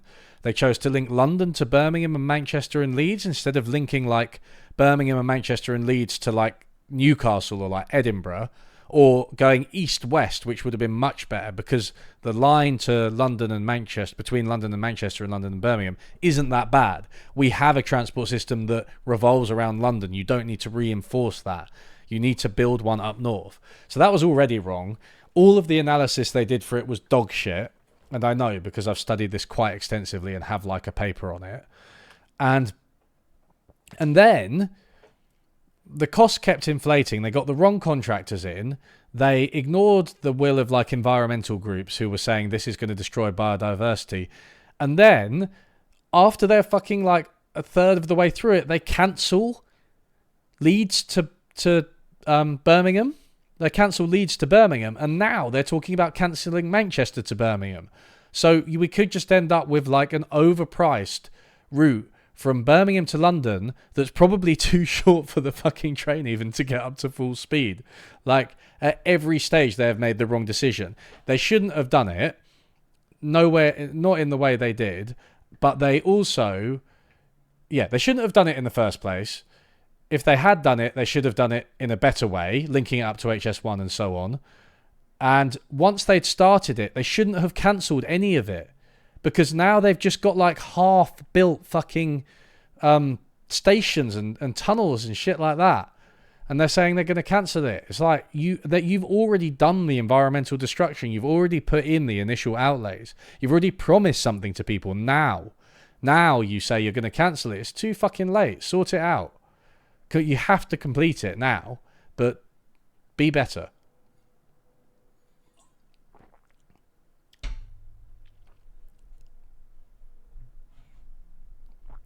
Super Toby Productions, it's not that I don't think HS2 has any benefits. I just think that there were better options, and it's also, given that it's happening, it's been executed in the worst possible way. The Tories, honestly, they're so incompetent, right? And they are evil, but they are just as incompetent as they are evil. Because some of the things, it's like, you know when they were like, recently, they were going, oh, we'll reverse the net zero pledge for 2030. And obviously one of the big things, and Sadiq Khan, the mayor of London, has been pushing this, is like moving away from cars, especially petrol cars, right? And so you would expect for the Tories, given what they are, the right-wing party that, you know, is cuddled up to business the most out of all of them, you'd expect that to be something which favoured the business community. You expect the business community to be like, hey, yeah, you know, we don't want net zero. We think net zero is a bad idea. It's bad for business. It's going to be bad for growth and employment. Of course, the Tories are so fucking stupid that they didn't do that, that business was actually against them on this. Business was just... Ford were like, what are you doing? You've already said net zero is 2030. This is just confusing. We're trying to adapt to like electric vehicles and so on. So they can't, and the same thing for Brexit. The business community wasn't happy with Brexit. They are so shit that they cannot even appease their like main constituency. It's quite remarkable, honestly. I would be such a better evil capitalist than the Tory party. Do I feel safe in the UK anymore? I mean, given my position, thank you, Gemini. Given my position as like a guess highly educated white middle class man in London, I feel kind of fine. But a lot of people don't feel safe, and I don't blame them.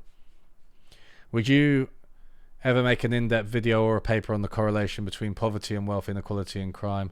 Yeah, it's an interesting topic, crime. I feel like I don't know that much about it because it's a very complicated topic. I know it's a very complicated topic without knowing that much about it, so I'd be hesitant. But it's definitely something that will come up. I think with the race issues, I don't know if I want to get into crime when I'm talking about Soul. I mean, he is a bit obsessed with crime. It's just one of the many ways that he is racist. He's obsessed with crime among certain groups, including African Americans, but other immigrant groups too. Yeah. I'll have to see how it goes. I think bullshit jobs exist for sure. There's so many bullshit jobs that are like just you know, I used to at American Express. Now that somebody did explain this to me once, but I don't remember finding it very convincing. I used to enter data from a scanned documents that I think were people disputing transactions on their Amex card, and they had like IDs on the documents, and I entered them. I was doing data entry when I was really young, and it told me whether I got it right or wrong. So why do you need me if you know if my entries are right or wrong? Like, it's already automated. God, and there's just so many jobs like that for sure. Xander, yeah, I mean the crime crime statistics, one of the things that makes them so complicated is that they're endogenous, right? Which is like economists' fancy word of saying you can't just treat them as like given by God. They're kind of a part of the system. So it's like more crime statistics are gathered in poor neighborhoods.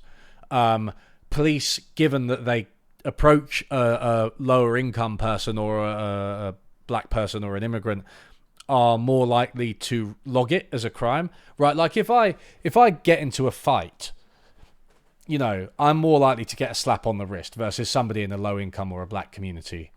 If they get into a fight, they might actually get logged as you know, criminal activity. So that's just one of the many, many complications with crime statistics.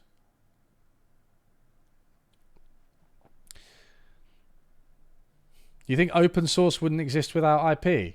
That seems to go against what I know about the history of the internet, right? Because before we had kind of strong IP laws, back in the 70s and 80s, there was a lot of open source software, and it was Bill Gates that really enforced IP laws. I mean, if you're talking about like any type of IP whatsoever, I guess there's a lot of variation in the way you can do it.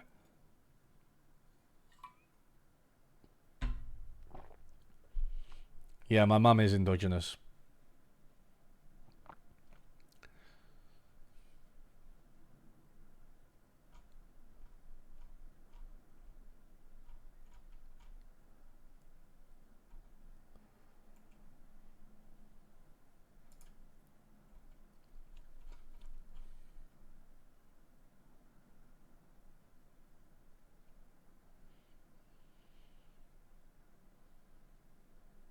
I don't understand the point about Avicii war cannon. It sounds interesting though. Can you explain it? I watch How Many Works.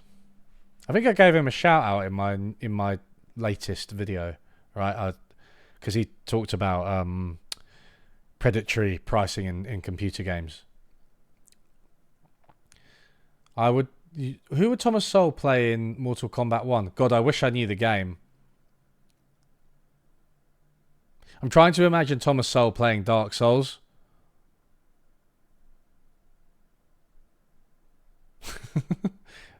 I wonder what he'd choose. Given the amount that he's phoning it in with his books, I would say he probably chooses he'd probably choose Mage, because Mage is quite easy.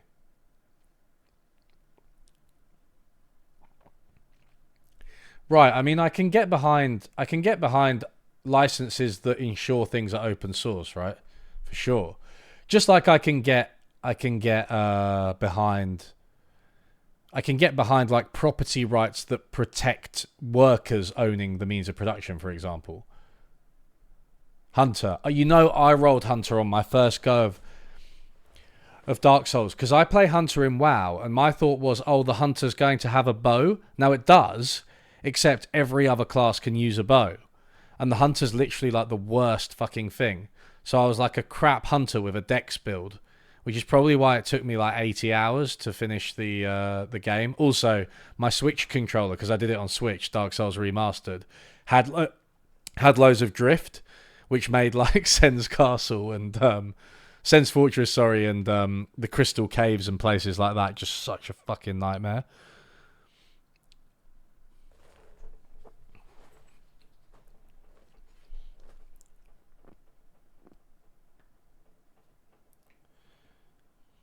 I played Dark Souls 2 as a mage, and I found it relatively easy. Dark Souls 2 is a bit easy though, for the Souls games. I need to play Dark Souls 3 soon. I think I'll play it after Baldur's Gate 3. All the threes. Am I willing to talk about usury laws in medieval era? That's like a... It's quite a... it reads as quite like a challenge to me. It's like, it's like something that a journalist would ask a politician. It's like, are you willing to talk about them? You've dodged this question in the past. Usury laws in the medieval era. I mean, I'm willing to. I don't know anything about them. Bye, Dolphin. Thanks for dropping by and modding.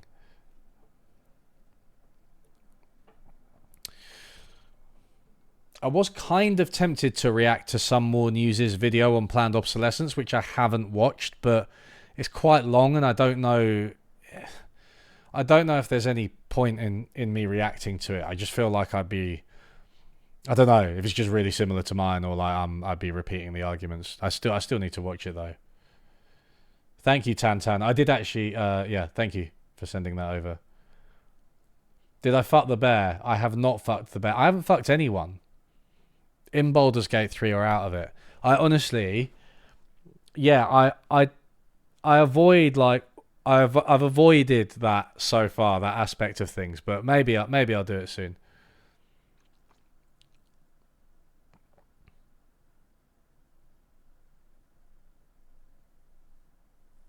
How much did David Graeber's debt change economics? I mean, I think most economists who are involved in the matter will concede Graeber's central argument now. And if you look at maybe the core textbook, I think it probably has a version of his argument in it. So, yeah, somewhat, I would say. But it's just not the kind of thing that economists concern themselves with, because they are primarily interested in quantitative modeling and statistics.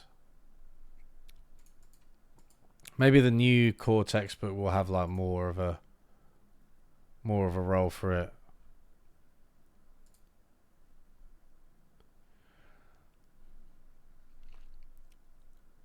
A Yimby video. I'm not doing a Yimby video. Maybe one day. I think one video I kind of have in the back of my mind, which would include Yimbyism, is more like a deregulation can be good video, which would be like deregulation for left wingers. Because I think, obviously, we all accept, for example, right, like sex work. We all accept that we want sex work to be deregulated in the sense of legalized, right? Similar with drugs. But I think YIMBYism is another good example of where deregulation can be good.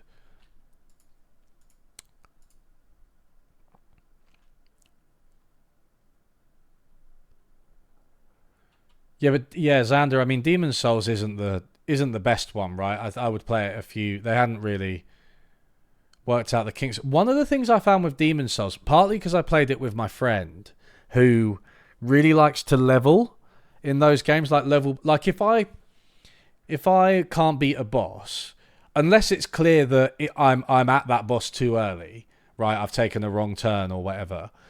And I'm really out of my depth in terms of character level.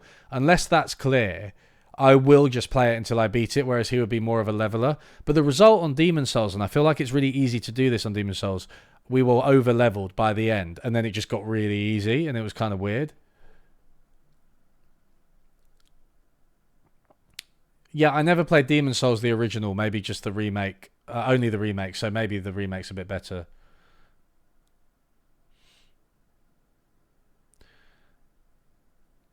The Canada-India conflict. Jeez, I don't know anything about that. Is the NHS moving towards privatisation? Yeah. Yeah. Definitely. And Labour is in the Labour manifesto now. I mean, not that Labour can be trusted to do anything that they say they're going to do, but the NHS moving towards privatisation, yeah. I think the the direct way it's done is like employing private providers to do some things within the NHS, but the indirect way it's done is that the NHS gets so bad that people in the middle class just start buying health insurance, or buying healthcare directly, right, for specific things, which I've seen among my friends, right, because I like a lot of my friends are fairly high earners, and they just opt out. They just like, no, the NHS is taking too long. Would I do econ again if I could do it all over? Jeez. I hate the idea of living any of my life over again. Not because it's been bad, but just imagine like how tedious it'd be. Like all the stuff that you've finished and accomplished, you'd be like, oh shit, I have to do that again. And like all the people you've met, you have to make friends with. I'm probably interpreting your question in too deep a way, but yeah, I mean, I would, yeah. If I went back and advised my past self, I would say do economics, despite its many shortcomings, because it's so important and it does offer us some joy.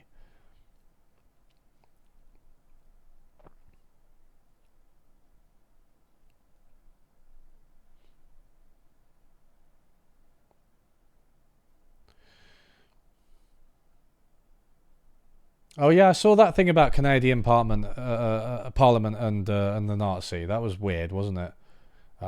Weird. No, but it was. I think it was quite odd, right? British progressive content creators recommendations. British, eh?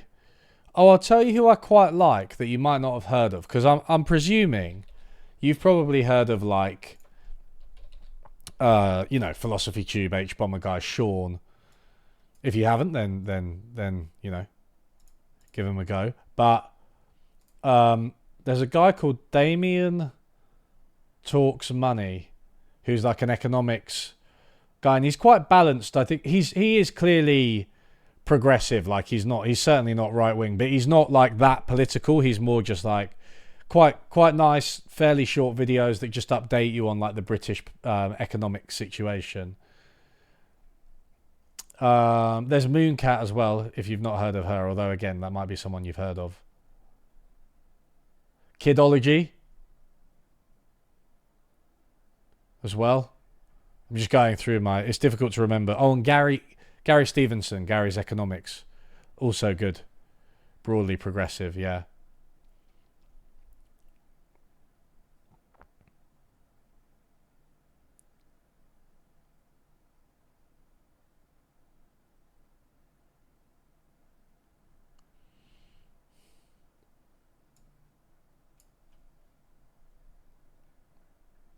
Thanks, Redrum. Sean's video on Hiroshima. Yeah, I loved it. I loved it. I thought it was really good. It was Sean was probably the YouTuber I was most inspired by, because originally my videos didn't show my face, right? So if you watch my early videos, you know Sean, you'll see that they're modelled on Sean in not just in obvious ways, like being a voice over a logo, but also subtle ways, like the way I speak and stuff. I've watched basically all of Sean's, like all the major YouTubers, the major bread tubers. I've watched like all of their videos, sometimes more than once. Sometimes I do wonder if the trend of leftist YouTubers is a good thing. It's very much going into the idolatry of capitalism. Yeah, it's tricky. I find it difficult to get into a profession where I don't feel like that at all. Because for me, academia that's why I left, right? I left like a month ago. Academia was very like neoliberal in the sense that it was focused on outputs and targets, right? And like minor incremental research. There's not that much room for radical ideas. You've got metrics like teacher reviews and stuff, which I think are really imperfect. And I'm not just saying that because mine were bad. They actually weren't bad. Although in my last year, possibly because I checked out psychologically, they were actually quite bad. That was the first time I got bad teacher reviews. But yeah, they, those types of metrics, research output, I find that as well. So then I'm like, oh, okay, well, what do I want to do? Do I want to go and work in like maybe a think tank? But they can be quite neoliberalized too. And I guess the true way to go to not be neoliberal is to like work for a co-op or maybe in a union or something like that. I did apply to work in a union as well, actually, but they rejected me and they kind of pissed me off. My book is nice, but it ain't skull level. That is fair. Why did I decide to show my face? I felt like it would be more engaging and fun for me and for viewers.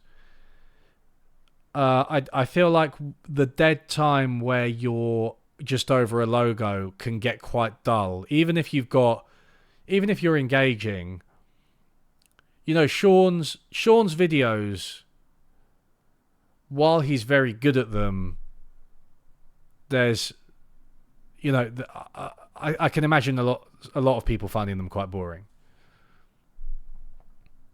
He does have a perfect voice for it as well, which I don't quite have really. Gary V. Yeah, Gary V, yeah.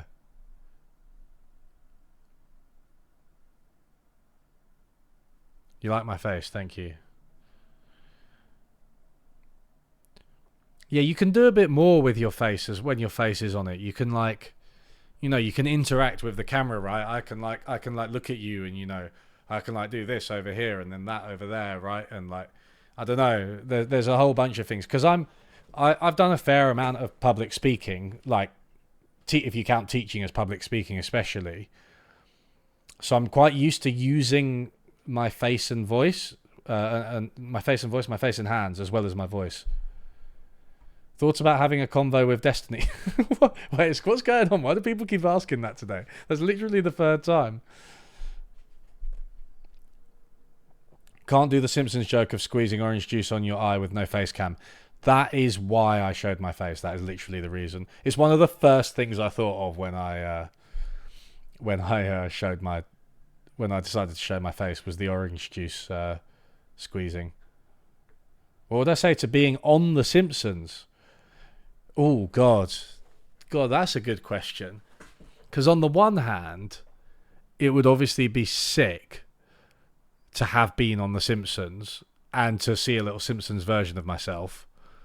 On the other hand, that is very much just fueling the Simpsons as a brand and like, if they just had a YouTuber on it. Britmonkey, Kraut, and Badmouse. Britmonkey, yeah. I quite like Britmonkey's content, but I just didn't mention him because he's quite well known. And Kraut, don't know. Badmouse, does Badmouse still make videos? I thought Badmouse didn't make videos anymore.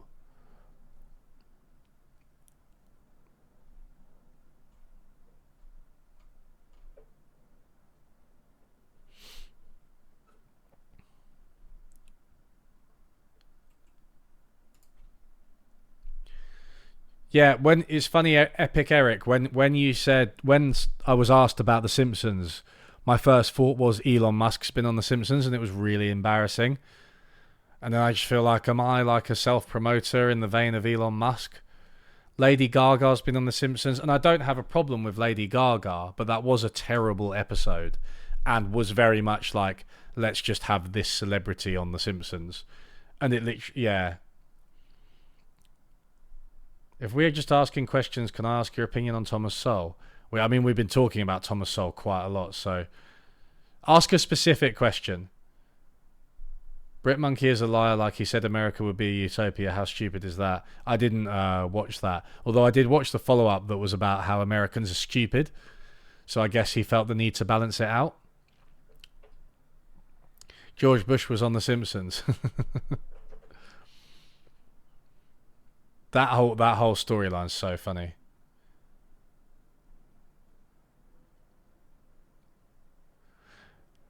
Yeah, celebrity guest appearances aren't bad in themselves, are they? Like, if they're funny. I mean, I will say one thing. While I don't like Elon Musk, and also Rick and Morty has gone downhill, and also he obviously appeared on it just as part of his shameless self-promotion, the Elon Musk appearance on Rick and Morty didn't feel that bad. It felt like kind of relatively organic. I thought the Elon Tusk thing where he had tusks was actually quite cute. I don't know, maybe that's just me. Like, I didn't hate that as much as I hated the Elon Musk appearance on The Simpsons, which was dreadful. Oh, Tom Nicholas, of course, Tom Nicholas, yeah. Another British YouTuber. How did I forget Tom? Again, but though he's quite big. I mean, yeah, I think Gary Stevenson, Gary's Economics, Damien Talks Money, and Kidology are like the three that I would expect people to know less.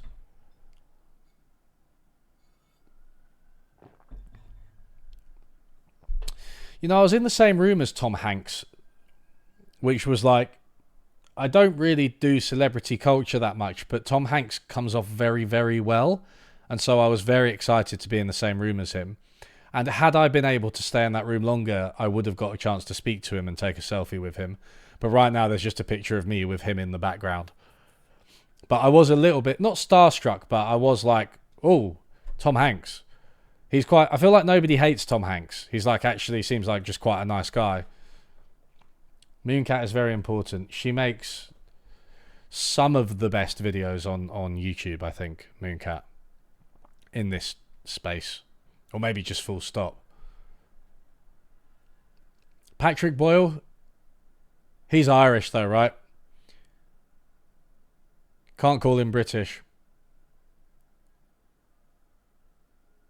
Philosophy Tube is, yeah.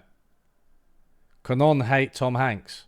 Luna Oi, she's non-compete. She and non-compete are an item, right? She does Vietnamese. Doesn't she? I don't know, man. Don't they? Does she lean into some kind of like way too pro Vietnamese Communist Party stuff?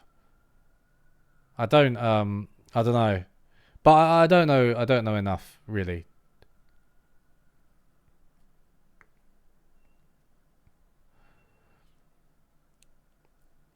Mooncat has the charm of nails scratching on a chalkboard, but as an ASMR. I don't understand that at all. That gave me whiplash, that comment.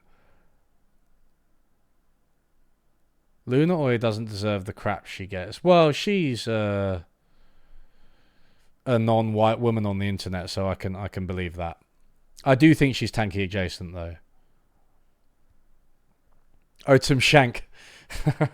That's a good Simpsons reference. You know, I haven't thought about that one for a while.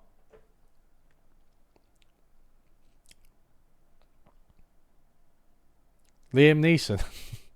Now you're just trolling. Supertramp. Oh wait, no. Supertramp's the at. Okay, now I'm having trouble keeping. Opinion on Vorsh.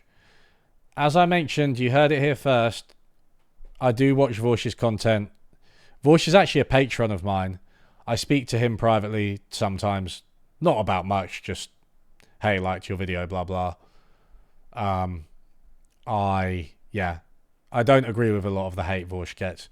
having said that, he's a streamer, and you've got to bear that in mind. So if he's reaching for an example, he's a streamer. He wants the most attention on his streams that he can get. He will go for the edgelord example, right?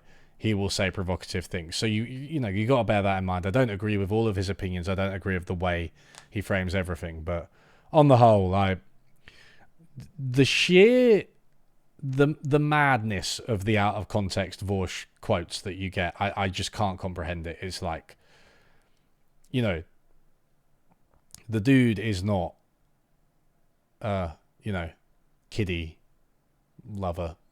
I don't know how to put that not to get banned. I don't think it is a justification, RMCTS. I said it was RMTTCTS. It's. I don't think it is a justification. It's an explanation, right?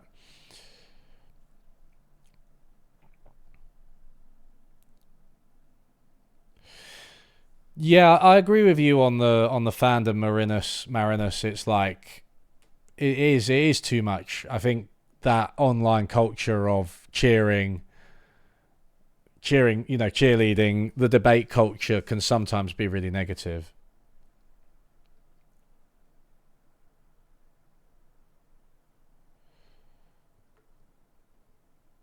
Andrewism for the British content creators list. Isn't he from Trinidad and Tobago? St. Andrewism. He's from Trinidad and Tobago. I mean, I like him, but I thought he was from TNT. Dinner time yet? Not quite. Oh, thanks, Alexander. I'm glad you enjoyed the value video. You know, I once wrote something about Sraffa. Am I allowed to?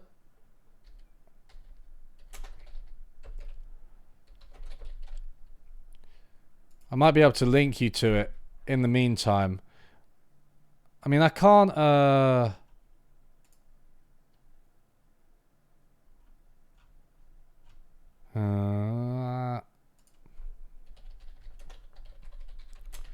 can't find it.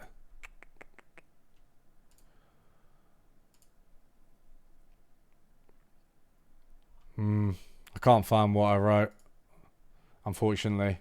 I can't imagine making a video on Sraffa because it'd be too heavy for most people. I mean, I could do a stream, like a live stream going into it, but like, yeah, it's too involved for a video. I mean, with that value video is like about as technical as I think a YouTube video of that type can get, and it was probably too technical. I previously had like full-on input-output matrices in the video, and I took them out because I was like, nobody's going to fucking get this.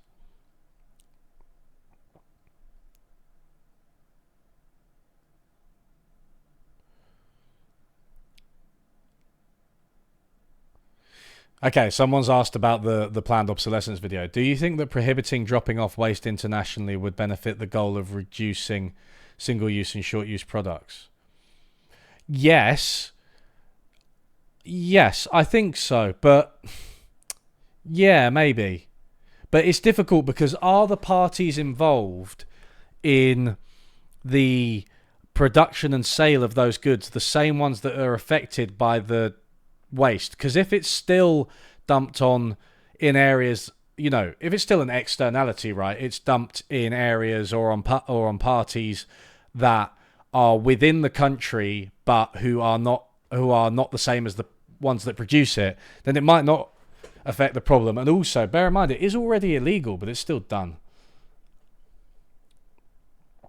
H3 podcast leftovers show. Yeah, I didn't used to be a massive fan of Ethan, but recently he seems to have smashed it.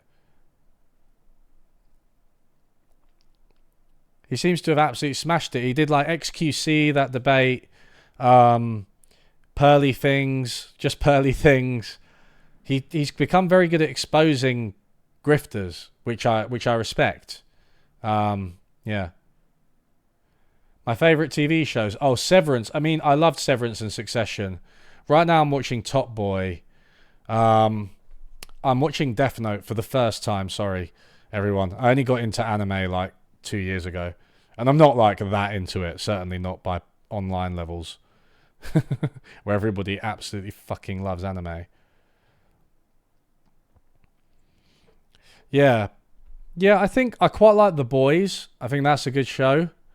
Um, yeah, I like White Lotus as well.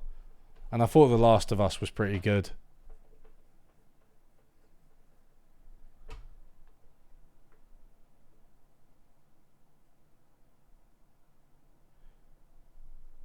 Oh, Zoe Baker. Yeah, that's a good one. Anna Kopak. I forget. Anna Kopak is her Twitter handle. Zoe Baker is still her YouTube name, right? Hello, Dakota. No Indian bread tubers. No. No, maybe there aren't. I mean, it is a white Western thing, bread tube, right? And I think African Americans and black people in the West have created their own space, but in terms of non-Western YouTube, like, we are very much in a bubble there. I don't have anything about immigration, actually. It's definitely something I'd like to speak about. I've hit the 2 hour mark. 2 hours of me speaking. The word tanky. Yeah, I don't know. I mean, I use the word tanky sometimes. I just, it's just if something smells like, too pro-Stalinist or pro-Maoist or too pro-current China, Russia, current Russia. I mean, I think oh, thank you, Loud Scissors. Thank you very much for the donation and comment.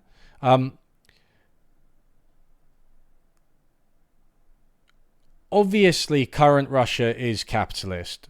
Current China is also capitalist, although it's nominally more communist and politically maybe more communist. I do think that in the knee-jerk reaction to the sort of perceived Western interests and Western dominance, you get some stupid takes that partly are a hangover from the Cold War and people's intrinsic sort of tendency to side with the anti-Western, the particularly Russian and Chinese arguments, just because they have historically been anti-capitalist and you're siding with communism. So that was a bit of a convoluted way of saying, yeah, people just, there's some tankyism inherited. It used to be outright defenses of Stalin and Mao. Now it might manifest in defenses of China and Russia, even though they're no longer communist, really. And that's what I don't like. That's what I don't like. I don't, lots of things are bad. Look, why can't we just admit that so much stuff is bad? The West, the East, the Middle, the South is all terrible, and that's the anarchist view. That's why I prefer anarchists to communists, right? Because I think they're much more consistent with how they treat domination and oppression and authoritarianism. They don't care what ideology it comes from as much. A more technical version of the value video, yeah, it'd be too much. Yeah, I think YouTube can serve a progressive purpose. I do. Why does the US intervene whenever a country turns communist? Yeah, I mean, the Cold War, that was the Cold War, right? I think it was terrible. Yeah, Chomsky recently, I really don't like the way he's framing things. It doesn't strike me as that difficult to just condemn the Russian invasion of Ukraine and be like, yeah, I support the Ukrainian people. And I don't know, you get a whole load of oh, but the US did this, the US did that. It's like, okay, were there US failures in diplomacy? For sure. Of course there were. But I don't think that somehow creates responsibility for the invasion. Why would anyone qualify China as communist? I mean, with any type of careful thought, I don't think you would, right? But there is a kind of... they call themselves communist, and the political system follows some of the logic of communism as it was practiced in China in the past. Would you say, yeah, Varoufakis is a tanky if he covers pro-China? Well, no, I don't know. I think, but it's like being a anything, right? We always get into these debates. Are you a something? Are you a tanky? Are you a racist? Are you a left winger? Are you a right winger? And I'm not saying that's meaningless, but I feel like you have to have repeated behaviors to qualify as a something, right? So it's like, say you're an arse. If say you act like an arsehole, everyone acts like an arsehole sometimes when they're in a bad mood or they have the wrong information or blah blah blah blah blah, right? But that doesn't qualify you as an arsehole. To be an arsehole, you have to be consistent, right, and do it again and again, display repeated traits. So for Varoufakis to qualify as a tanky or anyone else, it wouldn't just be that he was like, oh, I think that the US is the belligerent force in the China-Taiwan dispute, right? If he said that, I'd be like, maybe, right? I don't know, maybe. But then if he was like, and I think the US is the belligerent force in the Russia-Ukraine dispute, and also I think Stalin wasn't that bad, then I'd be like, you are a tanky, right? But if it was just that one mild opinion, I wouldn't say he was a tanky.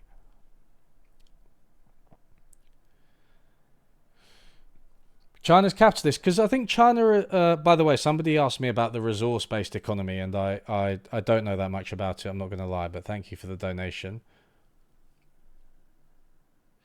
Why do you say China is capitalist rather than socialist? The limited private means of production is still limited to worker party restraints. Yeah, but that's like state capitalist, right?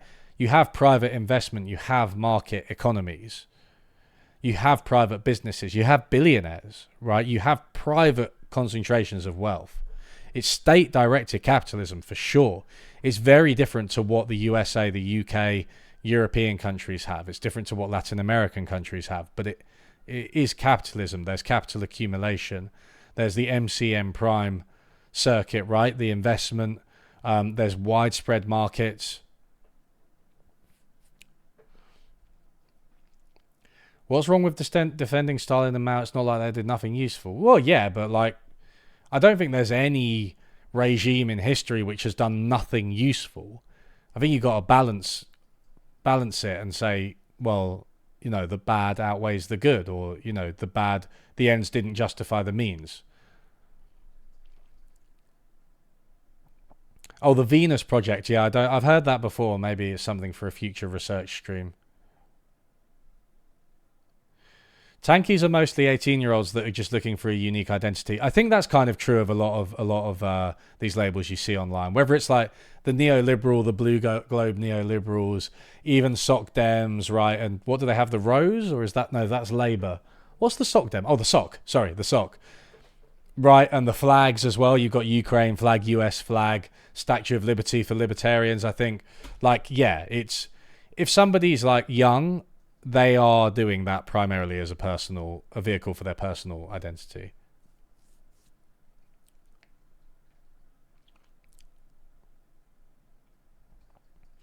You don't like people caring more about the planet? I mean, what do you mean by planet? Because it's interesting. What do people mean when they say they care about the planet? Because, like, do they think that are they actually talking about the planet? Because obviously the Earth as a planet is going to be fine. Are they talking about like the environment? Like the, you know, trees and plants and animals are going to be affected? Or are they talking about humanity's ability to live on the planet? Because I feel like those things get conflated, right? But when we talk about climate change being catastrophic, you know, I think a lot of the time people are worried about humanity.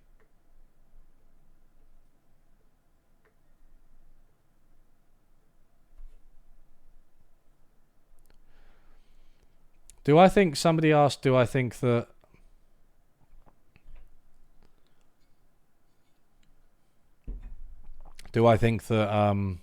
NATO provoked the Ukraine war? Not really, no.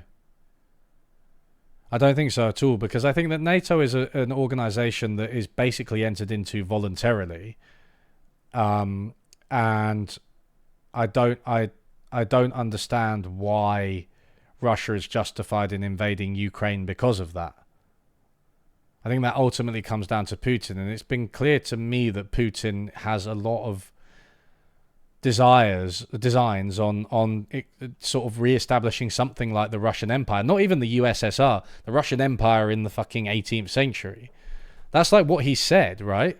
So I don't know even if NATO didn't exist. If NATO didn't exist, you have to ask yourself, would Putin be more or less emboldened? Like, he is a fucker. There's no two ways about it. That doesn't mean I agree with things like Libya, for example, which I very, very much do not.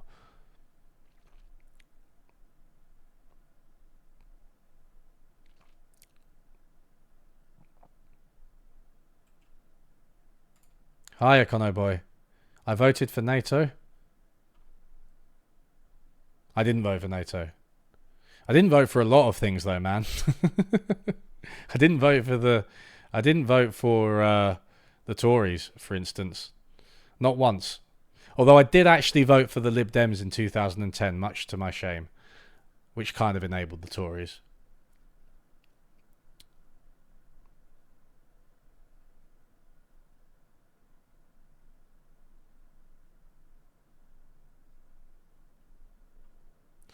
I don't like the comparison to Jordan Peterson. That's not fair at all.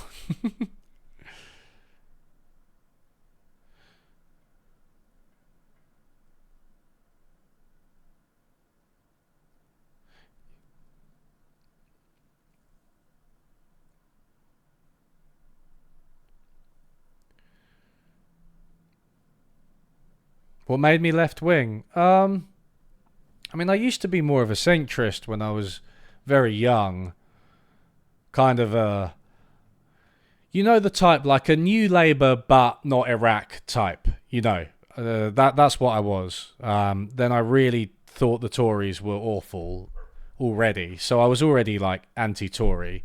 My mum's like always been pretty socially progressive, so I was exposed to things like the idea of being trans very young. Actually, I knew a trans person when I was like fucking 8.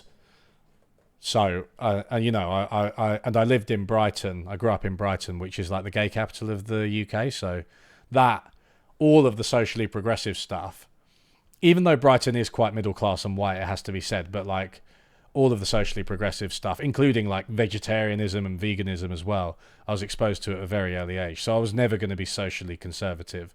But my economic views kind of changed to be more and more left-wing as the Tories made things worse, I feel. And it's like, I feel like because I felt that the 2008 financial crisis, which hit when I was, a teenager, I thought, well, now we have an option to do things much better. And I think the fact that we didn't was what drove me much further to the left and to denounce the entire system. If we had done a kind of, almost a Biden-esque, centre-left type thing early on, I would have been like, oh, the system kind of works. It does respond when it fails, and we've invested in the things we need to invest in, and we're going to change the way we do things, right? If there'd been that type of thing. And Obama seemed like he was going to be that guy, but then he wasn't. And the Tories obviously were much worse.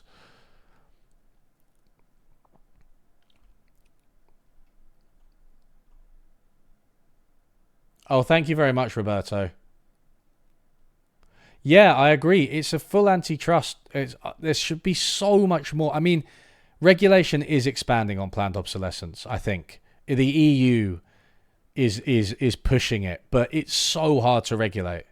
So hard to regulate, I think.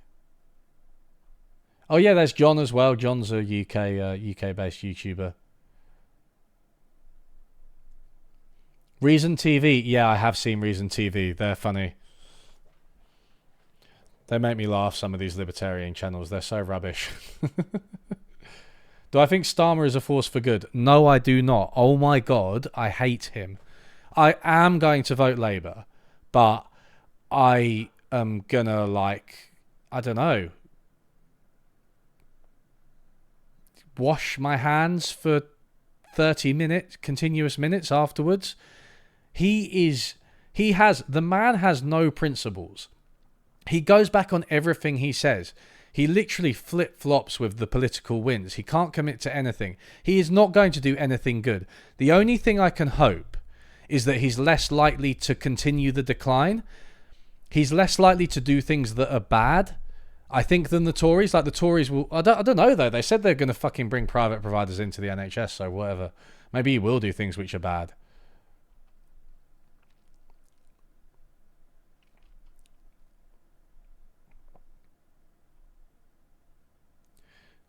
Anti-capitalist, yeah. Broadly, yeah. Reluctant anti-capitalist. Trash Future. Yeah, I haven't listened to them in a while. I don't listen to that many podcasts because it's just the one type of content that I don't manage to keep up with, because I don't do a lot of traveling. I work from home now. I don't listen to podcasts while working because that doesn't work for what I do, right? Researching and stuff. And yeah, I don't go to the gym. I do like run and play football, but running doesn't last that long, and football, obviously you can't listen to podcasts while you're doing that, so I just don't really have time.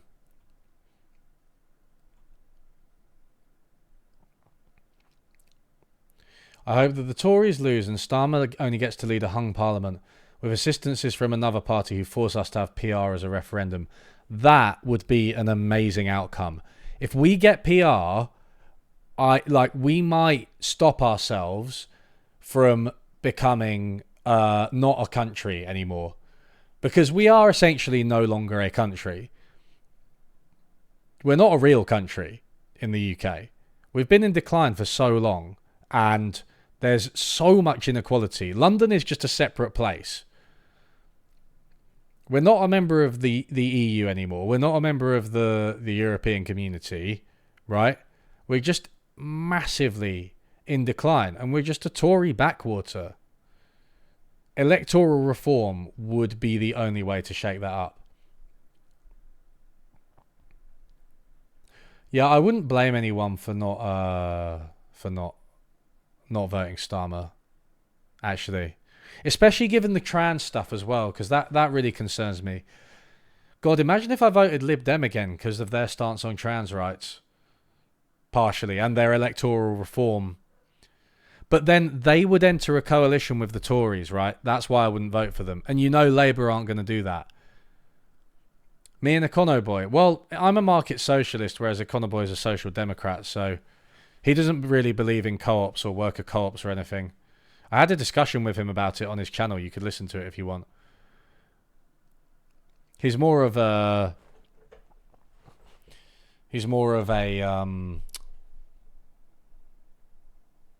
capitalist than I am, essentially. EB. Trash Future feels like my most aligned podcast. My most aligned podcast is If Books Could Kill. Thanks, Morgan. If Books Could Kill. I like those two guys. I just love everything they say. And that kind of like puncturing of very simplistic books, like Freakonomics, right? But outside of economics as well, is like exactly, it's the type of thing I love. Oh, you're welcome, Kyle. I love to read the comments out. Too big to fail. I mean, what can I say about too big to fail? I think the entire financial system is extremely concentrated, and it is built around propping these banks up, and not just having the banks kind of also in turn prop the system up, and they're such a crucial part of the system, right? That it's just structured in such a horrible way that sucks out public money and creates startling inequalities and financial crises. I mean, we just had literally Credit Suisse got bought up by UBS. It's not even just the States or the UK, it's fucking everywhere. Germany as well, even Germany. And we like Germany.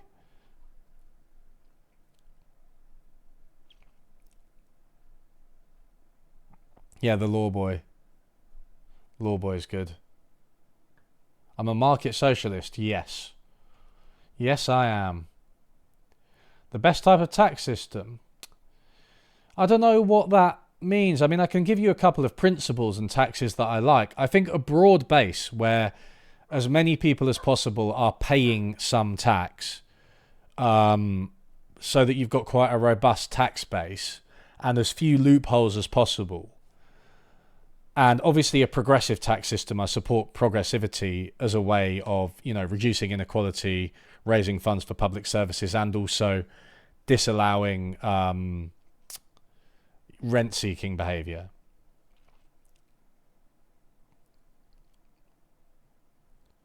Do not eat. Is do not eat gone?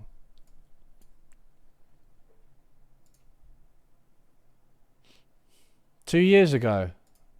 I remember listening to Do Not Eat a couple of times. But it's gone. I didn't realise Do Not Eat had finished. It's funny because I remember people recommending it early on in my YouTube career, but they haven't for a while. That must be why. Yeah, you guys in Oz, you do rival us for feckless politicians, because you had Abbott as well, didn't you? Who was a right fucking wrong'un. Just these politicians where their only value seems to be like, I am a politician.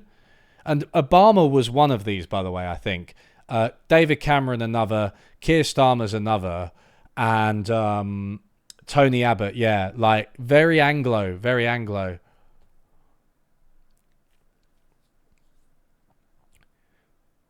They just think that they're politicians and they think that they should be in power. And that is literally their value system.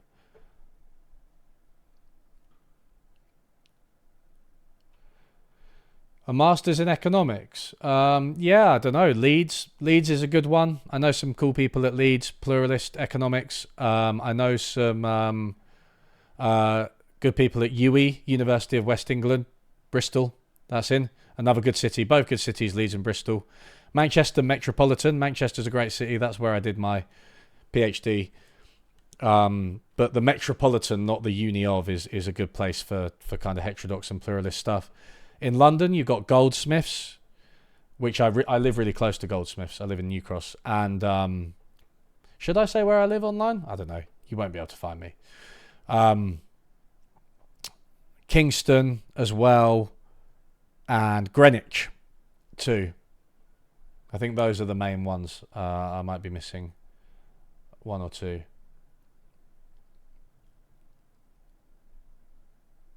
Thanks, talk. Bristol is a really cool city.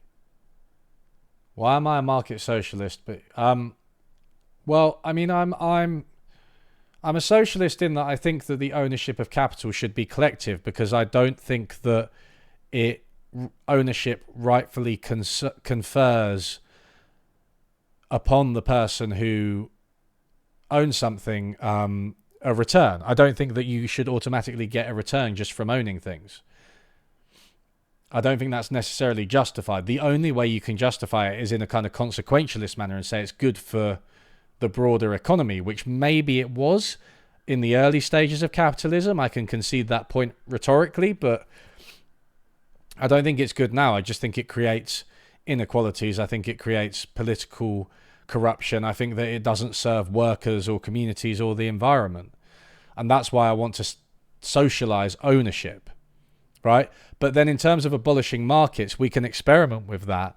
But all of the alternatives to markets that I see, I just don't think that they would work to create anything like the kind of society that we want to, the society with the kind of material standard of living that we have now, like with anything close to it, with globally coordinated production, because market transactions are a signal and a transfer of resources for that enable things to be produced.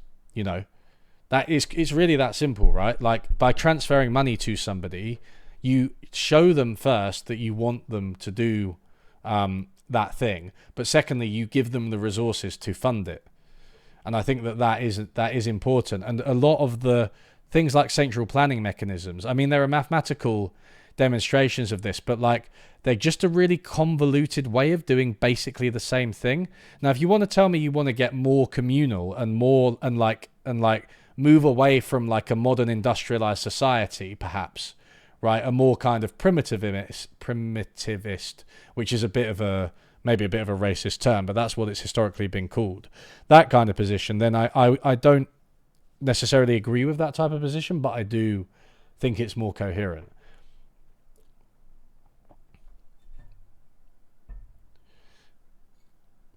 Yeah, market signals do prioritize those with more money, but that's why you change ownership rights, right? On top of massively progressive taxation. Worker-owned firms, would they work to maximize profit? I don't think so. Not solely. No. I mean, the evidence from worker democracy tends to show that they favor their members more, while still pursuing profit, but they do favor members too.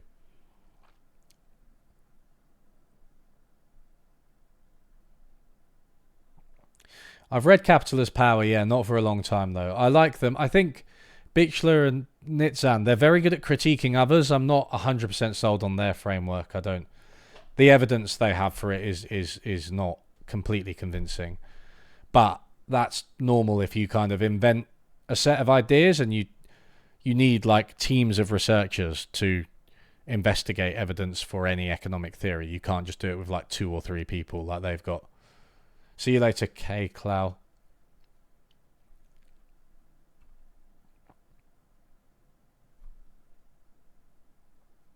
How long is this stream going to be? We're probably... It might...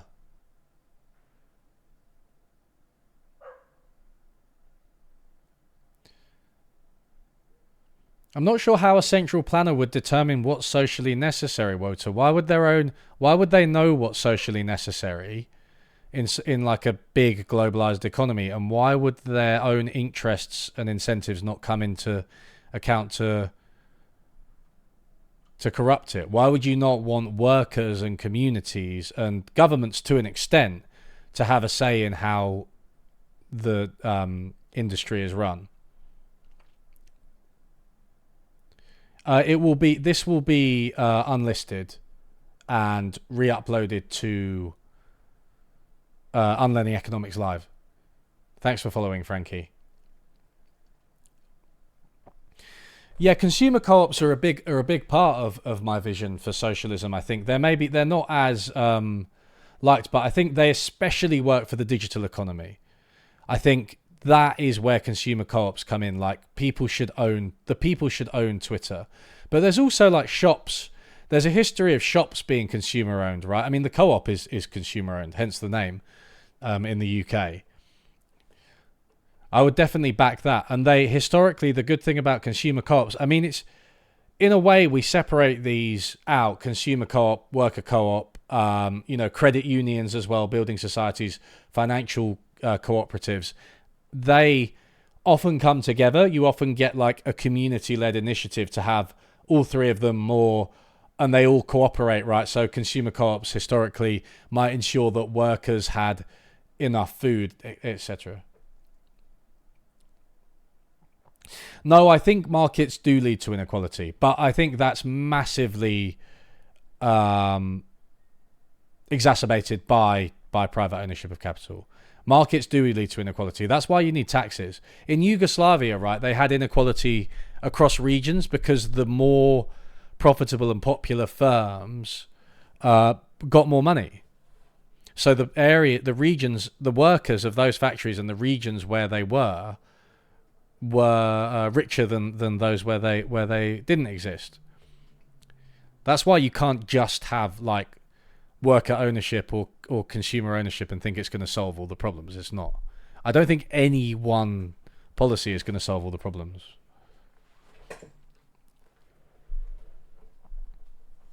Public ownership. I didn't say public ownership though, Malak. I said collective ownership, right?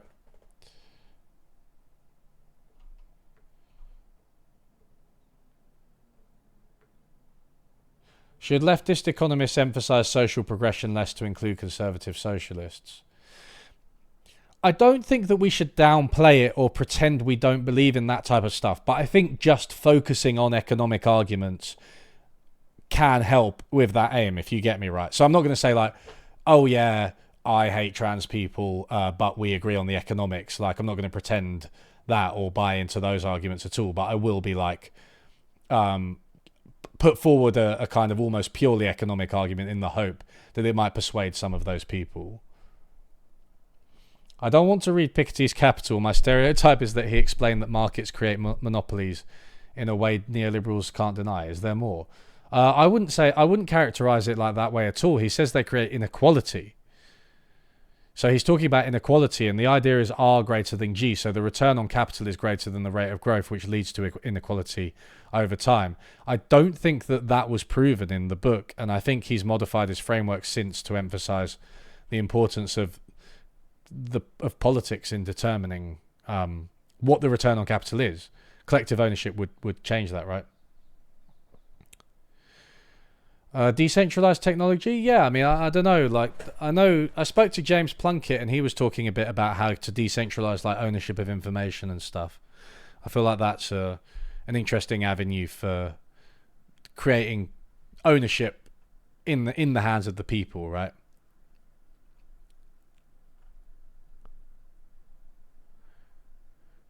Yugoslavia also had a lot of problems with ethnic divisions. Yeah, I mean, clearly that was true, right? I think that's a political rather than an economic problem, although I don't know if a better economy would have helped it.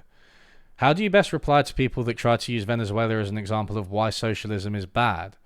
Well, Venezuela is a country with a very long history of economic problems, whether it's been capitalist or socialist. So are a lot of Latin American countries. It's completely reliant on the dollar. It has debts in a currency that it can't print. It has Dutch disease, right? It relies on primary resources like oil especially.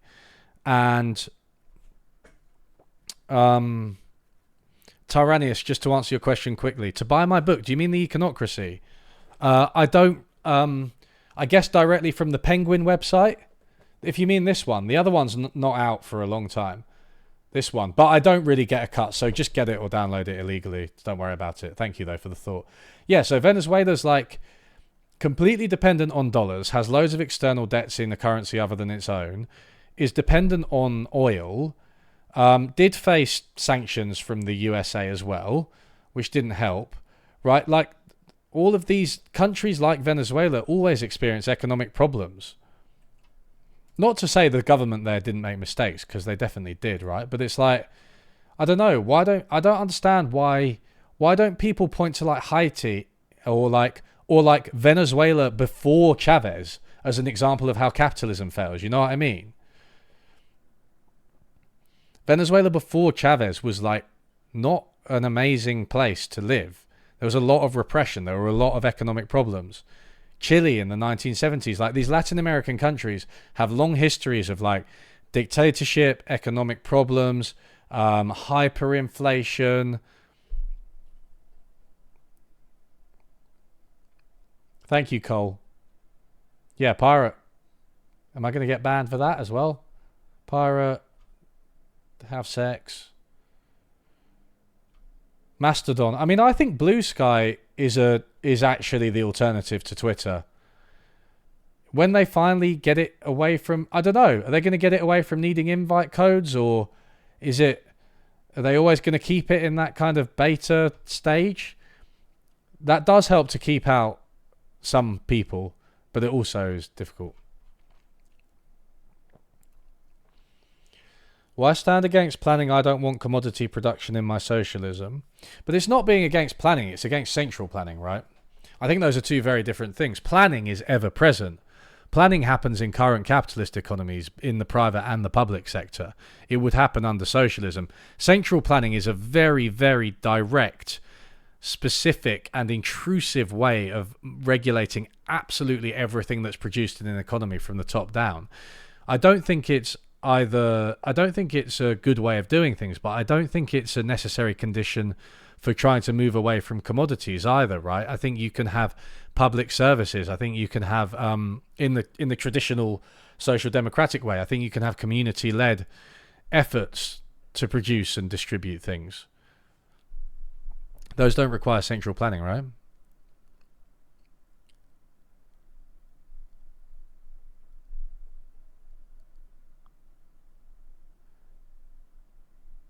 Mastodon is weird. I could never get on board with it. I feel like, and I feel like, fuck, where the chat's moving quickly all of a sudden. Oh, Alande. Yeah, I mean, I was CyberSyn was kind of cool, right? But I don't think it was ever intended to be like Soviet-style central planning. It was like the type of thing I'd support, which would be more like monitoring, regulation of resource flows, but not complete central. I don't think it was a central planning tool. Library socialism. Yeah, I think library socialism is a great idea. It's one of the better ideas I've seen come out of the left in a while. Having community and publicly funded libraries, and that would help to end planned obsolescence, right? Because you'd have people, you know, dropping off their old stuff at the library, right, instead of throwing it away. You could have dedicated repair teams at the library. You would have people going there instead of buying something new.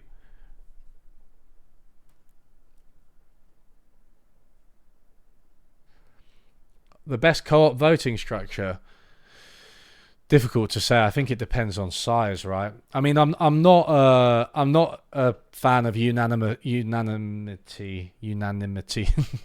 I don't think that works.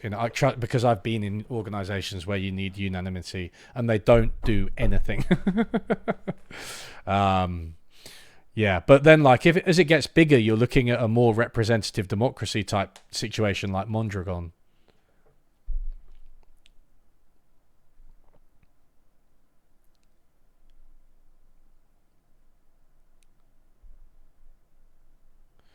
Yeah, I mean, I think we're on the same page, Gosmag. I'm a big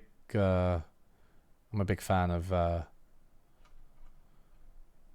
some form of democratic management of resources. One electable policy to fix UK housing. Fuck. I think maybe a national land bank that manages housing and makes it available. I feel like that's the... Because not only do we have a massive landed gentry in the UK, not only do we have a whole bunch of buy-to-let landlords who are not going to like the idea of a land tax or any penalty on landowners, not only do we have a huge bias against like the public sector and like benefits and poor people, that means that social housing is not going to be favoured either. And yeah, not only do we have also a bias against like zoning reform, you know, we've got all of these fucking biases, right? So I think that you could have a national land bank or something like they have in Korea that bought and sold land, made it available. That would be for development. I think that's like, because it's just like a central bank, right? Videos about co-ops in Yugoslavia. Not really. I mean, I don't know enough about it, but it's funny. You might have noticed though, my videos are usually about like a thing rather than a very specific thing. They're quite general.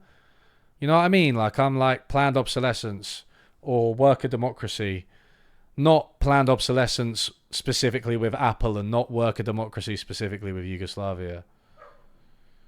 But it will. I mean, it will come up. It will always come up.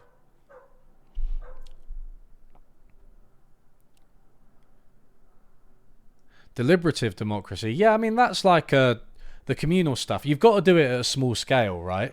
Deliberative democracy, where you've got people actually like doing the hand wave thing. Does anyone know about that? The agreement thing, where you've got much more participation, long conversations. You have to do them at a highly localized level or in quite small organizations, and I'm in favor of that. I just don't think it works for everything, especially not bigger organizations, and I don't think it works in market economies. I don't think you can manage that.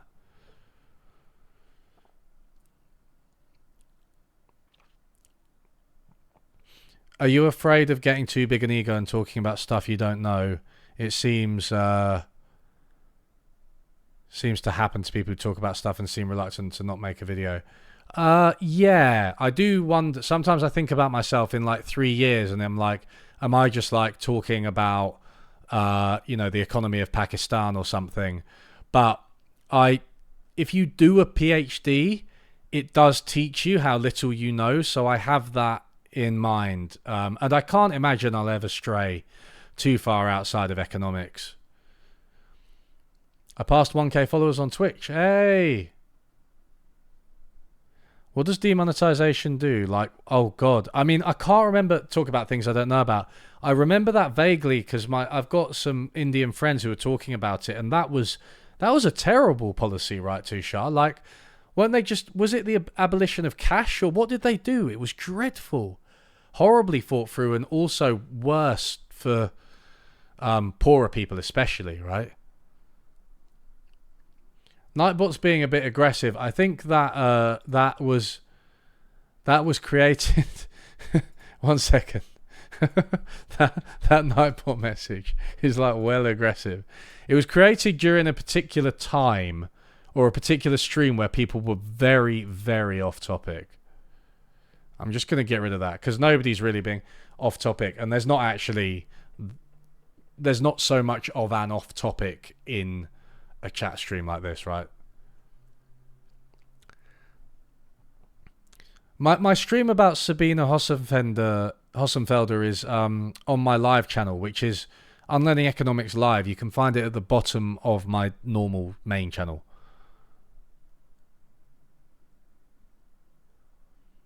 What do I think of new urbanism? I'm very into new urbanism. Fuck cars, you know, pro YIMBYism, high density housing, you know, pro walkable cities, all of that type of stuff. I think that's great. I'm so happy that movement's kind of emerged out of the internet. It's great.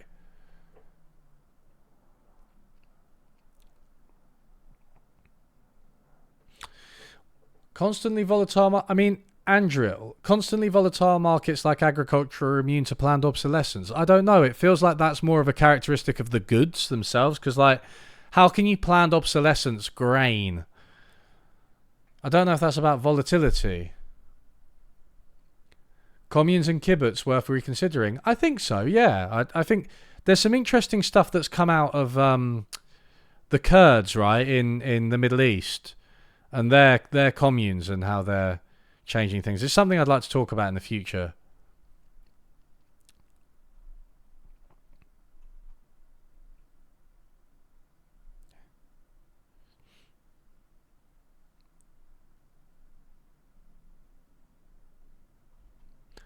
You didn't like my video on railway nationalisation? I stand by it.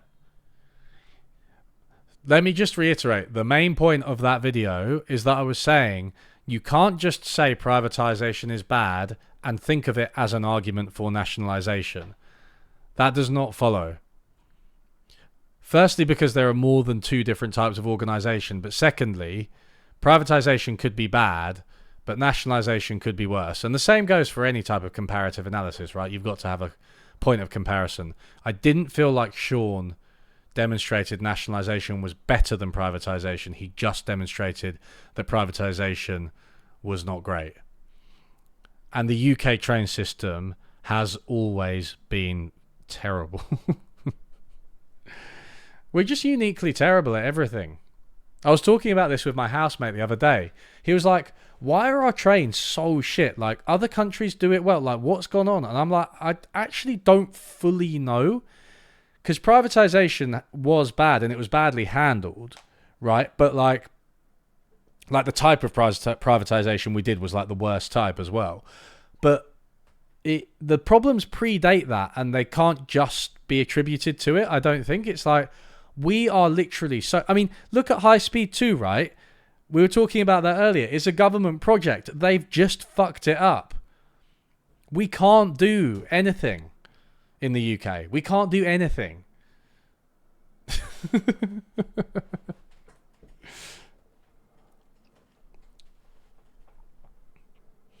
It might be better than the North American rail system. That may well be true. But like privatization kind of worked a bit in Japan, right? The Japanese companies are private, although Japan is it's a very unique place. Like they have this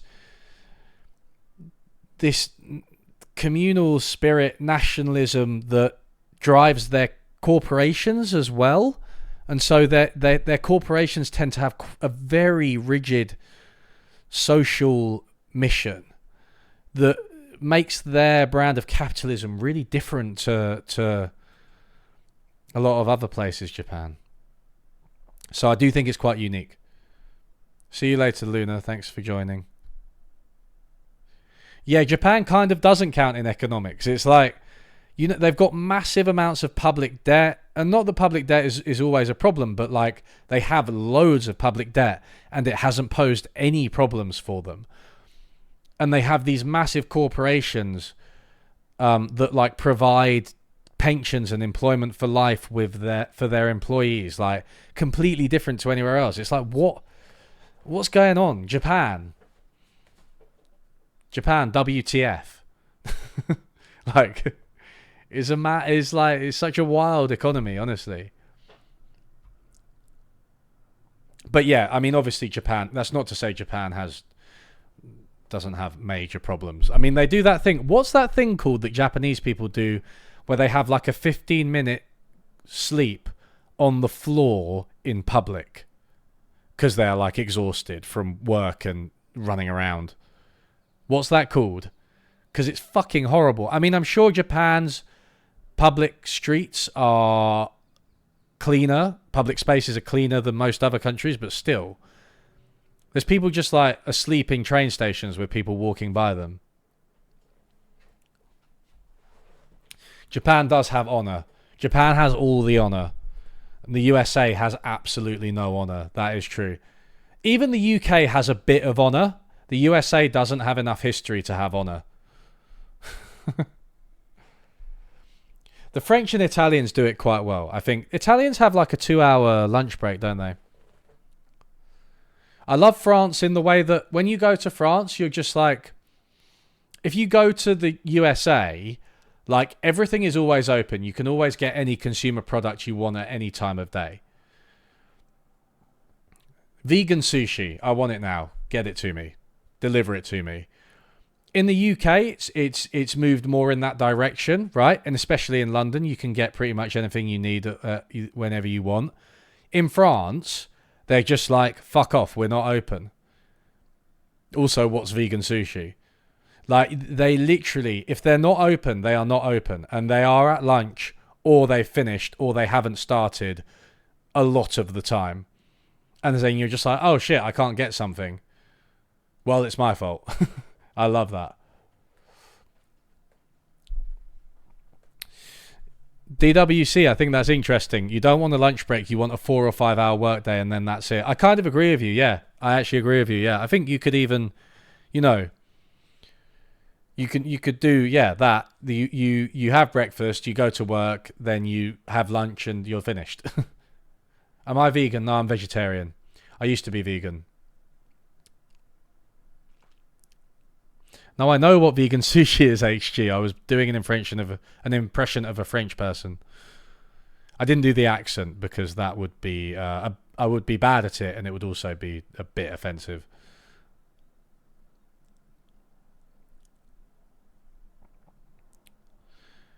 Joe Biden is going to be the first president to walk in a picket line. Walk in meaning you don't mean cross, do you? You mean join in, because that's good. I'm a bit of a Biden fan, I'm not going to lie, guys. I mean, you know, given where we are, there's an element of pragmatism there. If you tell me he's going to cross a picket line, then I will completely reverse that opinion immediately. But I feel like you meant join a picket line.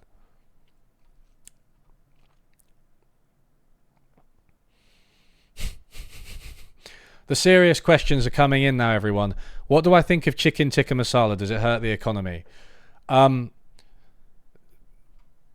I think, it should be banned.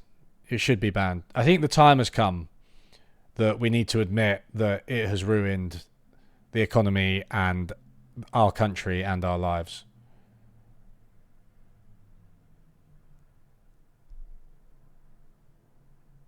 Biden is the most progressive president in my lifetime, and it's disappointing. Yes, that is how I would put it.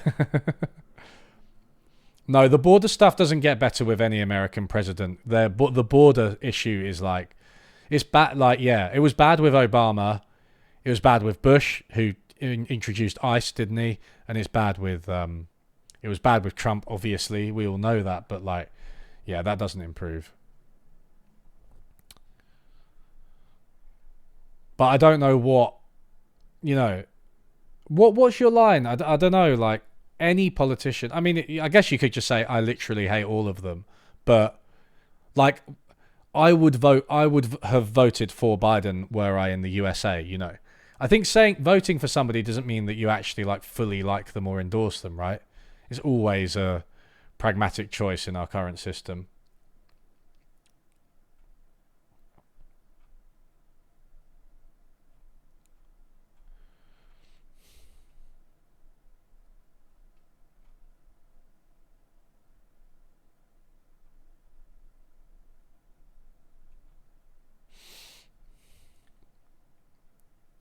Yeah, Kyle, you raise an interesting question though. I've thought about this before. Like, would you have, let's say, just from now, would you rather have like 5 hour days, 5 days a week, or like 8 hour days, 4 days a week?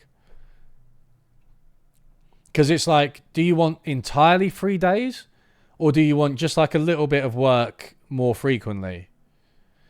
And obviously, everyone's going to say both, and I do agree. But the point is, do you trade off, like, would you rather just have fewer days where you're working more, or would you rather like just have a little bit of work every day? Because I mean, arguably, like, having working days and non-working days is kind of capitalist in a way, right? Because it's like you're clearly separating the line between, you're putting a line between work and leisure, which was quite a capitalist thing. Like, that line would be a bit more blurred between work and play, and leisure and rest would be more blurred in like a traditional type economy, I think, or traditional society, I should say. 2 times 12 hours and a 5 day weekend. Yeah, see, what about that? I don't think I could handle that. So like a reverse of what we've got now, right? Almost. Like a super intense 2 days of work. Yeah, waking up early for work is the worst. I mean, you want to... I like... Also, I think one of the key things that gets lost here is like the freedom of choosing when you work as well. Like I, as a self-employed person, and also when I was an academic, I can choose when I get up. Now, today, I literally got up at 7:30 and started working by 8, right? So that's quite an early start, and I've been like working since then. But because I literally had the freedom to choose, it was fine. Whereas if I'd had to get up at 7:30, gone to work for somebody else in some like horrible dead end, repetitive or especially manual, like exerting task, then that would have been horrible, right? So yeah, it's about choice, really. And I think you want to rediscover the type of work where you're task oriented, right? Rather than selling your time, renting yourself out, you know, this is where I would want to move away from wage labor, right? Renting your time, where you just have to be at the office or wherever, the factory, or even at home at your desk for a certain amount of time. You're talking about doing actual jobs, and then when you've done it, you don't have to work anymore.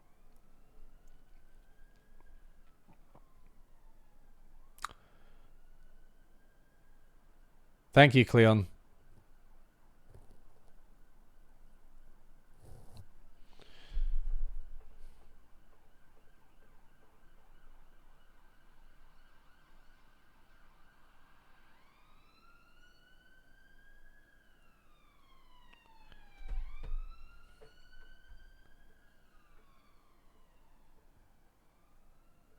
If you've got poor impulse control, you just end up not working. Yeah, yeah. But can you choose? You can include that in the choice, right? You can choose to have the structure imposed on you. It's like, choosing to be on a diet or something. Some people really benefit from that. A lot of people in chat are saying they benefit on that. Why the title? The title of this stream is just to play on my recent video.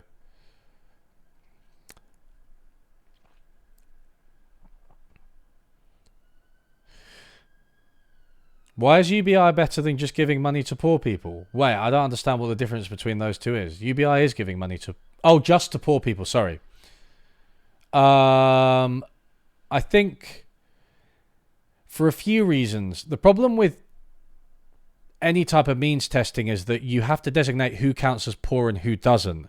And what you end up there, you always end up with a group of people who fall between the cracks, whether because they don't know they can get the benefit, or they fail to get it, they fail to apply to it, or because the system of means testing that you've used does not correctly designate the people who are in need. I think there are always going to be some people in need who are missed by such a system.